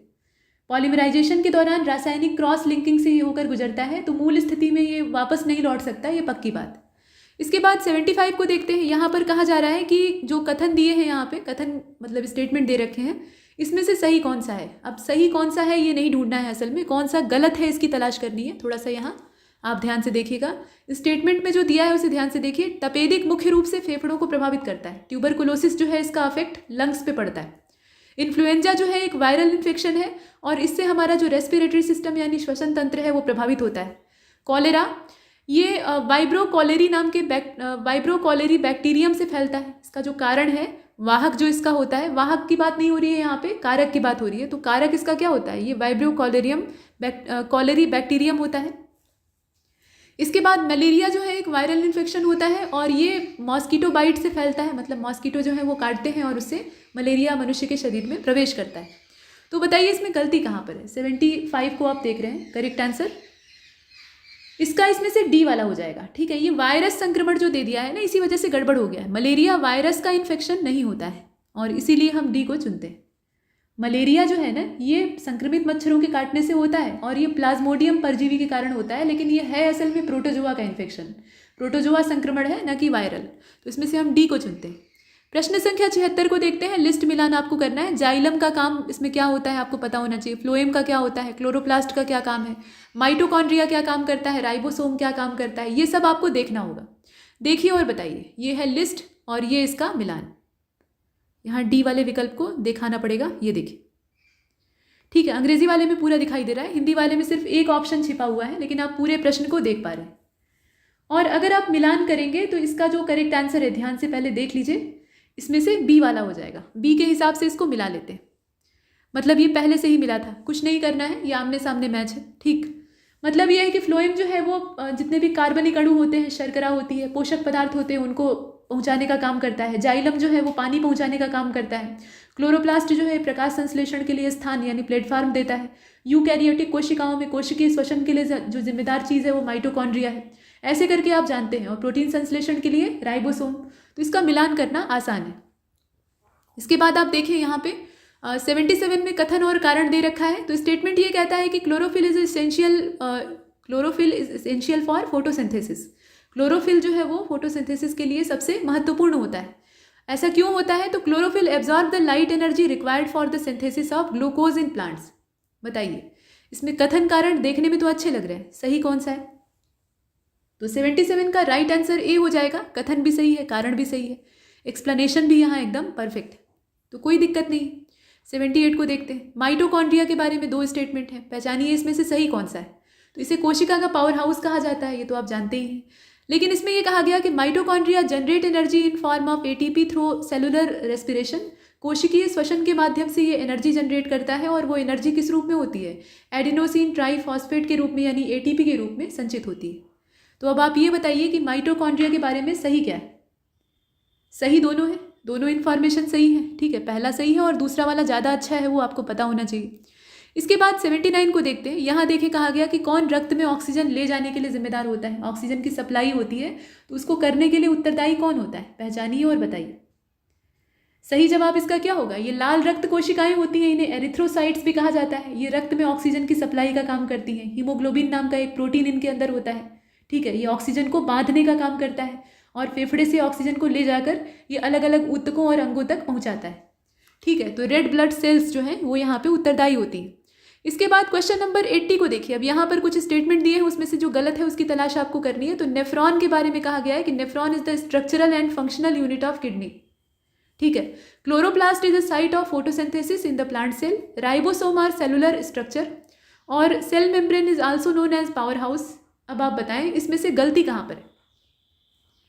तो इसमें जो डी वाला ऑप्शन है वही गलत है। माइटोकॉन्ड्रिया को पावर हाउस कहा जाता है, ना कि कोशिका झिल्ली को। सेल मेम्ब्रेन को हम पावर हाउस नहीं कहते। बाकी जितनी इन्फॉर्मेशन है वो सही है। और जैसे अपने मस्तिष्क में न्यूरॉन होते हैं, वैसे ही अपनी किडनी के अंदर नेफ्रॉन होते हैं। मतलब ये दोनों ही कुदरत के द्वारा सिर्फ एक बार हमें बनाकर दिए जाते हैं। अगर ये नष्ट होते हैं तो दोबारा बन नहीं पाते। इसीलिए किडनी फंक्शन जितना खराब हो जाता है उसे फिर रिवर्स नहीं किया जा सकता। वैसे ही मस्तिष्क में जितनी चीज़ें नुकसान हो चुकी हैं, जितने आपके न्यूरॉन जो हैं वो ख़त्म हो चुके हैं, उन्हें फिर से पुनर्जीवित नहीं किया जा सकता। ये एक कड़वी हकीकत है। ये दोनों ही चीज़ें अमूल्य होती हैं। तो इसमें हमने डी को चुना जो कि गलत था। अब इसके बाद प्रश्न संख्या 81 को देखते हैं। लिस्ट 1 को लिस्ट 2 से आपको मिलान करना है। हार्मोन दिया है और फंक्शंस दे रखे हैं। तो इंसुलिन है, थायरॉक्सिन है, एड्रेनालिन है और पैराथायराइड है। अब ये काम क्या करता है? तो पहला तो दिया है regulate metabolism, regulate blood sugar level, calcium level को रेगुलेट करना और स्ट्रेस रिस्पॉन्स जो है उसको रेगुलेट करना, ऐसे करके दिया है। तो हर हार्मोन का अपना काम होता है, ठीक वैसे ही जैसे एंजाइम का होता है। अब इसमें आपको मिलाना पड़ेगा और बताना पड़ेगा। तो बताइए। और इसका जो सही जवाब है वो इसमें हो जाएगा ए वाला। ए वाले के हिसाब से इसे मिला लेते हैं। मतलब मिलाने की थोड़ी सी मशक्क़त करनी पड़ेगी क्योंकि इसमें आगे पीछे करना होगा। ठीक है, मतलब ये है कि इंसुलिन जो है वो ग्लूकोज के अवशोषण को बढ़ावा देके ग्लूकोज के उत्पादन, मतलब शर्करा का जो लेवल होता है उसको कंट्रोल करने का काम करता है। थायराइड ग्रंथि जो है वहाँ से थायरॉक्सिन रिलीज होता है, वो जितनी भी मेटाबॉलिक रेट होती है उसको मेंटेन करता है। और जो एड्रेनेलिन है वो अधिवृक्क ग्रंथियों से निकलता है, आप जानते ही हैं। तनाव के जवाब में प्रतिक्रिया करता है, लड़ो और उड़ो उसे कहा जाता है ना। और पैराथायराइड जो है ये हड्डियों में कैल्शियम के लेवल को कंट्रोल करता है। तो इस हिसाब से है तो हम मिला लेते हैं और ये हमने देखा, इसका ए वाला सही है। प्रश्न संख्या अगला यानी 82वां, और इसमें कहा गया कि कौन मानव पाचन तंत्र में भोजन के पाचन और अवशोषण का प्राथमिक स्थान होता है, बताइए। तो पाचन भी होता है और अवशोषण भी होता है। देखिए, भोजन को अंदर जाने लायक बनाया जाता है, पहले तो दांत ही चबाकर भोजन के टुकड़ों को छोटा करते हैं, उसके बाद अंदर जाता है तो हमारा जो प्यारा आमाशय है यानी स्टमक, वो क्या करता है, इनका मंथन करता है और इन्हें काइम में कन्वर्ट करता है। काइम जब वहाँ पे कन्वर्ट हो जाता है, उसका मंथन पूरा होता है, तो उसके बाद वो ग्रहणी के माध्यम से जो स्मॉल इंटेस्टाइन है वहाँ पे पहुँचता है यानी छोटी आंत में, और वहीं पर असली उसका जो अवशोषण का काम है वो संपन्न होता है और पूर्ण पाचन वहाँ पे दिखाई देता है। ठीक है, तो ये छोटी आंत होती है स्मॉल इंटेस्टाइन। यहाँ छोटे छोटे विली होते हैं जो कि जितने भी पोषक तत्व होते हैं उन्हें सोख कर रक्त तक पहुँचाने का काम करते हैं। इसके बाद 83 को देखते हैं, जो कि यहाँ पूछ रहा है कि कौन सा राज्य भारत में केसर की खेती के लिए जाना जाता है। पहचानना बहुत आसान है, वैसे ठंडी जलवायु में केसर कहीं भी पैदा हो सकता है, लेकिन उस क्वालिटी का नहीं होगा। अब यहाँ पे किसी एक राज्य को आपको चुनना है, तो 83 को अगर आप देख रहे हैं तो करेक्ट आंसर इसका जम्मू कश्मीर होगा। और केसर में उत्पादन की जो मात्रा है वो काफ़ी थोड़ी सी होती है, मतलब फूल से ये प्राप्त होता है और बाकी पूरा पौधा किसी काम का नहीं। ठीक है, तो बड़े बड़े खेत में आपने केसर बोया और आपको उससे कितना प्राप्त हुआ, आप फसल काटते हैं तो ट्रैक्टर में भर के घर पे पहुंचवाते हैं और यहाँ आप टोकरी में भर के ले आएंगे। ठीक है, कई बीघे आपके खेत हैं और टोकरी में भर कर आप अपनी फसल को बाजार में बेचने ले जा रहे हैं, इसीलिए इसका दाम ज़्यादा होता है। ठीक, तो ए वाले को चुना। अब इसके बाद 84 को देखते हैं, एल्यूमिनियम के उत्पादन में मुख्य रूप से कौन सा खनिज, तो एल्यूमिनियम का अयस्क होता है बॉक्साइड, उसी का इस्तेमाल करेंगे। और किस चीज़ का करेंगे, तो एकदम सीधा प्रश्न है, देखते ही जवाब देना है। अब 85 को देखते हैं, यहाँ पर देखें कौन सी सिंचाई नहर कृषि के लिए जीवन रेखा है। हरियाणा की बात हो रही है, हरियाणा का ही आप एग्जाम देने जा रहे हैं, तो बताइए इसमें से कौन सी नहर जो है वो जीवन रेखा है कृषि के लिए हरियाणा में। इंदिरा गांधी कैनाल है, सतलुज यमुना कैनाल है, गंगा कैनाल है, वेस्टर्न यमुना कैनाल है, कौन सी कैनाल होगी। नहरें जो हैं वो ज़्यादा जीवनदायी होती हैं, नदियों का तो अपना फिक्स दायरा होता है, लेकिन नहरों को वहाँ से निकाल कर उन स्थानों तक पहुँचाया जाता है जो सूखे में जी रहे होते हैं। तो 85 जो आप देख रहे हैं इसका राइट आंसर हो जाएगा इसमें से डी वाला। ये पश्चिमी यमुना नहर है, वेस्टर्न यमुना कैनाल है, जो कि कृषि के लिए जीवन रेखा का काम करती है। मतलब ये एक महत्वपूर्ण सिंचाई नहर है, यमुना से इसको निकाला गया वो तो आप जानते ही हैं। हिसार, भिवानी, फतेहाबाद, सिरसा, ये इस तरह के जो सूखे जिले हैं हरियाणा के, वहाँ ये पानी पहुँचाने का काम करती है। तो ये सब हमने देखा। अब इसके बाद 86 की ओर चलते हैं, इसमें फोक डांस के बारे में चर्चा हो रही है कि कौन सा हरियाणा का फोक डांस है जो कि फेस्टिवल ऑफ होली से बिलोंग करता है, होली के मौके पे किया जाता है। तो ये धमाल है, तीज है, फाग है कि लूर है, इसमें से कौन सा होगा। तो निश्चित तौर पे फाग है, फगुआ और फाग, फाल्गुन के महीने में होली है ना, तो हम सी को चुन लेते हैं। इसके बाद आगे बढ़ते हैं और 87 को देखते हैं। यहाँ पर कहा गया कि which city of Haryana is famous for its unique traditional craft, और इसका नाम है सूरजकुंड स्टाइल टेराकोटा पॉटरी। तो ये कौन सा क्षेत्र है बताइए। ये टेराकोटा मिट्टी के बर्तन होते हैं सूरजकुंड शैली के, और इसके लिए प्रसिद्ध स्थान का नाम इसमें से कौन सा है। तो 87 को आप देख रहे हैं, राइट आंसर इसका बी होगा। ये फरीदाबाद है, हरियाणा का फरीदाबाद है, यहाँ हमने बी को चुना। प्रश्न संख्या 88 को देखें। अब यहाँ पर मिलान करके पहले से दिया हुआ है, सही विकल्प उसमें से आपको चुनना है। यहाँ बात हो रही है औद्योगिक क्षेत्रों की, तो अंबाला का है मानेसर, सोनीपत का है कुंडली, हिसार का है पानीपत, और करनाल का है आपका बावल। तो 88 को आप देख रहे हैं, राइट आंसर इसका बी हो जाएगा, सोनीपत और कुंडली जो दिया हुआ है। ठीक है, बादल जो है वो रेवाड़ी डिस्ट्रिक्ट में पड़ता है, पानीपत जिले में स्थित है, मानेसर जो है वो गुड़गांव में है ना, इस तरीके से है। इसमें सही कौन सा दिया था, सही एकमात्र इसका बी वाला था, सोनीपत और कुंडली वाला ऑप्शन परफेक्ट था, बाकी सब जो है वो गलत दिए थे। इसके बाद क्वेश्चन नंबर 89 को देखते हैं। लिस्ट 1 को लिस्ट 2 से मिलाना है। फेमस फेस्टिवल अपॉर्चुनिटी दी हुई है, और माफ कीजिएगा फेमस फेस्टिवल दिया हुआ है, यहाँ थोड़ा सा साइड में आ गया है, यहाँ देख लेते हैं। प्रसिद्ध त्यौहार दिया है और संबंधित मौका दिया है, तो यहाँ देखें तीज है, बैसाखी है, लोहड़ी है और सूरजकुंड का मेला है। ये कौन से त्यौहार के तौर पे जाना जाता है, तो फेस्टिवल ऑफ क्रॉप है, मानसून फेस्टिवल है, क्राफ्ट फेयर है और विंटर फेस्टिवल है। इसमें मिलान आपको करना है। क्वेश्चन नंबर 89 और 89 जो है इसका राइट आंसर सी हो जाएगा। सी के हिसाब से हम मिला लेते हैं। मतलब ये है कि तीज जो है ये मानसून में होता है ना, बैसाखी जो है ये फसली त्यौहार है, लोहड़ी सर्दियों के मौसम में होता है और सूरजकुंड का मेला एक क्राफ्ट मेला है, आप जानते ही। इसके बाद प्रश्न संख्या 90। अब इसमें कहा गया है कि वन्यजीव अभ्यारण्य यानी वाइल्ड लाइफ सेंचुरी, और लोकेशन दे रखी है, पहचानिए। तो सुल्तानपुर नेशनल पार्क जो है ये इसमें दिया हुआ है, कालेसर है, भिंडावास है और वीर शिकारगढ़ है वन्यजीव अभ्यारण्य। यहाँ लोकेशन में आप यमुनानगर, झज्जर, पंचकुला और गुड़गांव को देख रहे हैं। इसका मिलान आपको करना होगा, मिलान करके बताइए। तो आप जानते हैं कि सुल्तानपुर राष्ट्रीय उद्यान कहाँ पे है? गुड़गांव में पड़ता है। कालेसर आपका यमुनानगर में है। वीर शिकारगढ़ आपका पंचकुला में पड़ता है और भिंडावास झज्जर में पड़ेगा, है ना। तो उस हिसाब से अगर हम मिलाएंगे तो इसका जो सी वाला ऑप्शन है वो सही होता है। अगले प्रश्न को देखें। यहाँ पर 91 में कहा गया कि 2011 के सेंसस के हिसाब से जनसंख्या घनत्व हरियाणा राज्य में कितना था? पॉपुलेशन डेंसिटी की बात यहाँ की जा रही है, बताइए। 91 को आपने देखा, करेक्ट आंसर क्या होना चाहिए? इसका सी होना चाहिए। 573 व्यक्ति प्रति वर्ग किलोमीटर था। यहाँ आप देख रहे हैं 573 व्यक्ति प्रति वर्ग किलोमीटर, एक वर्ग किलोमीटर के दायरे में 573 लोग रहा करते हैं। इसके बाद 92 नंबर का क्वेश्चन जो है इसको देखते हैं। Which country has recently launch group of friends? Group of friends को किस देश के द्वारा हाल फिलहाल में लॉन्च किया गया है? देश का नाम आपको बताना है और इसका जो राइट आंसर है वो इसमें डी हो जाएगा, इंडिया। भारत के द्वारा ये काम किया गया है। सैनिकों के खिलाफ अपराधों की जवाबदेही को बढ़ाने के लिए इसको लाया गया है और इसमें संयुक्त राष्ट्र सुरक्षा परिषद की जो भारत की अध्यक्षता है उसके दौरान इसे लॉन्च किया गया है। मतलब भारत का इसमें पूरा पूरा योगदान है, तो हम भारत को चुनते हैं। इसके बाद 93 को देखते हैं। भारत की सबसे लंबी एस्केप टनल का निर्माण कहाँ पे किया जा रहा है, बताइए। तो 93 को आपने देखा, इसमें जो जगह का नाम दिया है उसे चुनिएगा। करेक्ट आंसर क्या होगा? बी हो जाएगा, जम्मू कश्मीर। 111 किलोमीटर लंबी ये निर्माणाधीन जो बनिहाल कटरा रेलवे लाइन है उस पर बनाई गई है और जो यहाँ पे रेलवे लाइन है उसका नाप यहाँ नाप दिया हुआ है 111 किलोमीटर। टनल की जो लंबाई है वो 12.89 किलोमीटर, ठीक है। टनल जो एस्केप टनल आप देख रहे हैं वो 12.89 किलोमीटर लंबी। तो ये हमने देखा और इसलिए इसमें से हम चुनेंगे किसको? बी वाले ऑप्शन को चुनेंगे, यानी जम्मू एंड कश्मीर। इसके बाद 94 को देखते हैं। इसमें कहा गया कि ऑक्सफोर्ड डिक्शनरी ने वर्ष 2022 के लिए कौन से शब्द को ऑक्सफोर्ड शब्द के तौर पे चुना था? कौन सा शब्द था 2022 के लिए वर्ड ऑफ द ईयर? और इसका जो सही जवाब है वो इसमें हो जाएगा। 94 को आप देख रहे हैं, इसका जो सही जवाब है कौन सा होना चाहिए? ये गोबलिन मोड है, ठीक है। गोबलिन मोड जो है ये इसमें वर्ड ऑफ द ईयर के तौर पे चुना गया था और हम सी वाले विकल्प को चुन लेते हैं।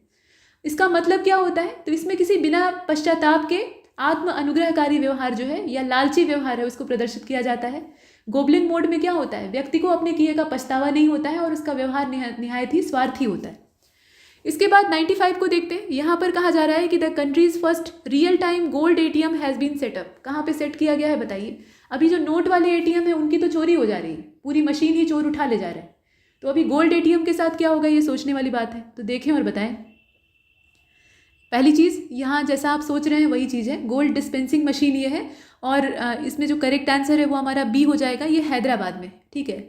गोल्ड सिका प्राइवेट लिमिटेड के द्वारा, गोल्ड सिका प्राइवेट लिमिटेड ये हैदराबाद में एक गोल्ड एटीएम स्थापित कर रही है और ये दुनिया का पहला रियल टाइम गोल्ड एटीएम है पूरी दुनिया में, ठीक है। तो हैदराबाद में है, ये ध्यान दीजिएगा। इसके बाद आगे बढ़ते हैं। प्रश्न संख्या 96 को देखते हैं। यहाँ पर कहा गया कि राशिद, चंद्रयान राशिद, इसके संदर्भ में सही विकल्प का चयन करिएगा, बताइए कौन सा होगा। तो यहाँ स्टेटमेंट जो दिया है इसे ध्यान से देखिए। सऊदी अरबिया के द्वारा सक्सेसफुली लॉन्च किया गया है इसे। ये पहला चंद्रयान है। अब चंद्रयान का मतलब यहाँ इसरो के चंद्रयान से मत जोड़िएगा, मतलब चंद्रमा के लिए ये मिशन है और इसका नाम है राशिद। और it was successfully launch from the Cape Canaveral space force station, Florida से इसको लॉन्च किया गया है फॉल्कन 9 रॉकेट के माध्यम से। तो सऊदी अरब इसको लॉन्च किया है, इसका नाम है राशिद और ये उसका पहला चंद्रयान मिशन है, मतलब चंद्रमा के लिए भेजा गया मिशन है। जानकारियों को देखिए और बताइए सत्य क्या है। तो 96 को आप देख रहे हैं और इसका जो सही जवाब है वो इसमें सी हो जाएगा। दोनों इन्फॉर्मेशन सही है, ठीक है। ये सारी जानकारी परफेक्ट है। तो राशिद का संबंध किससे है? सऊदी अरब से। प्रश्न संख्या 97।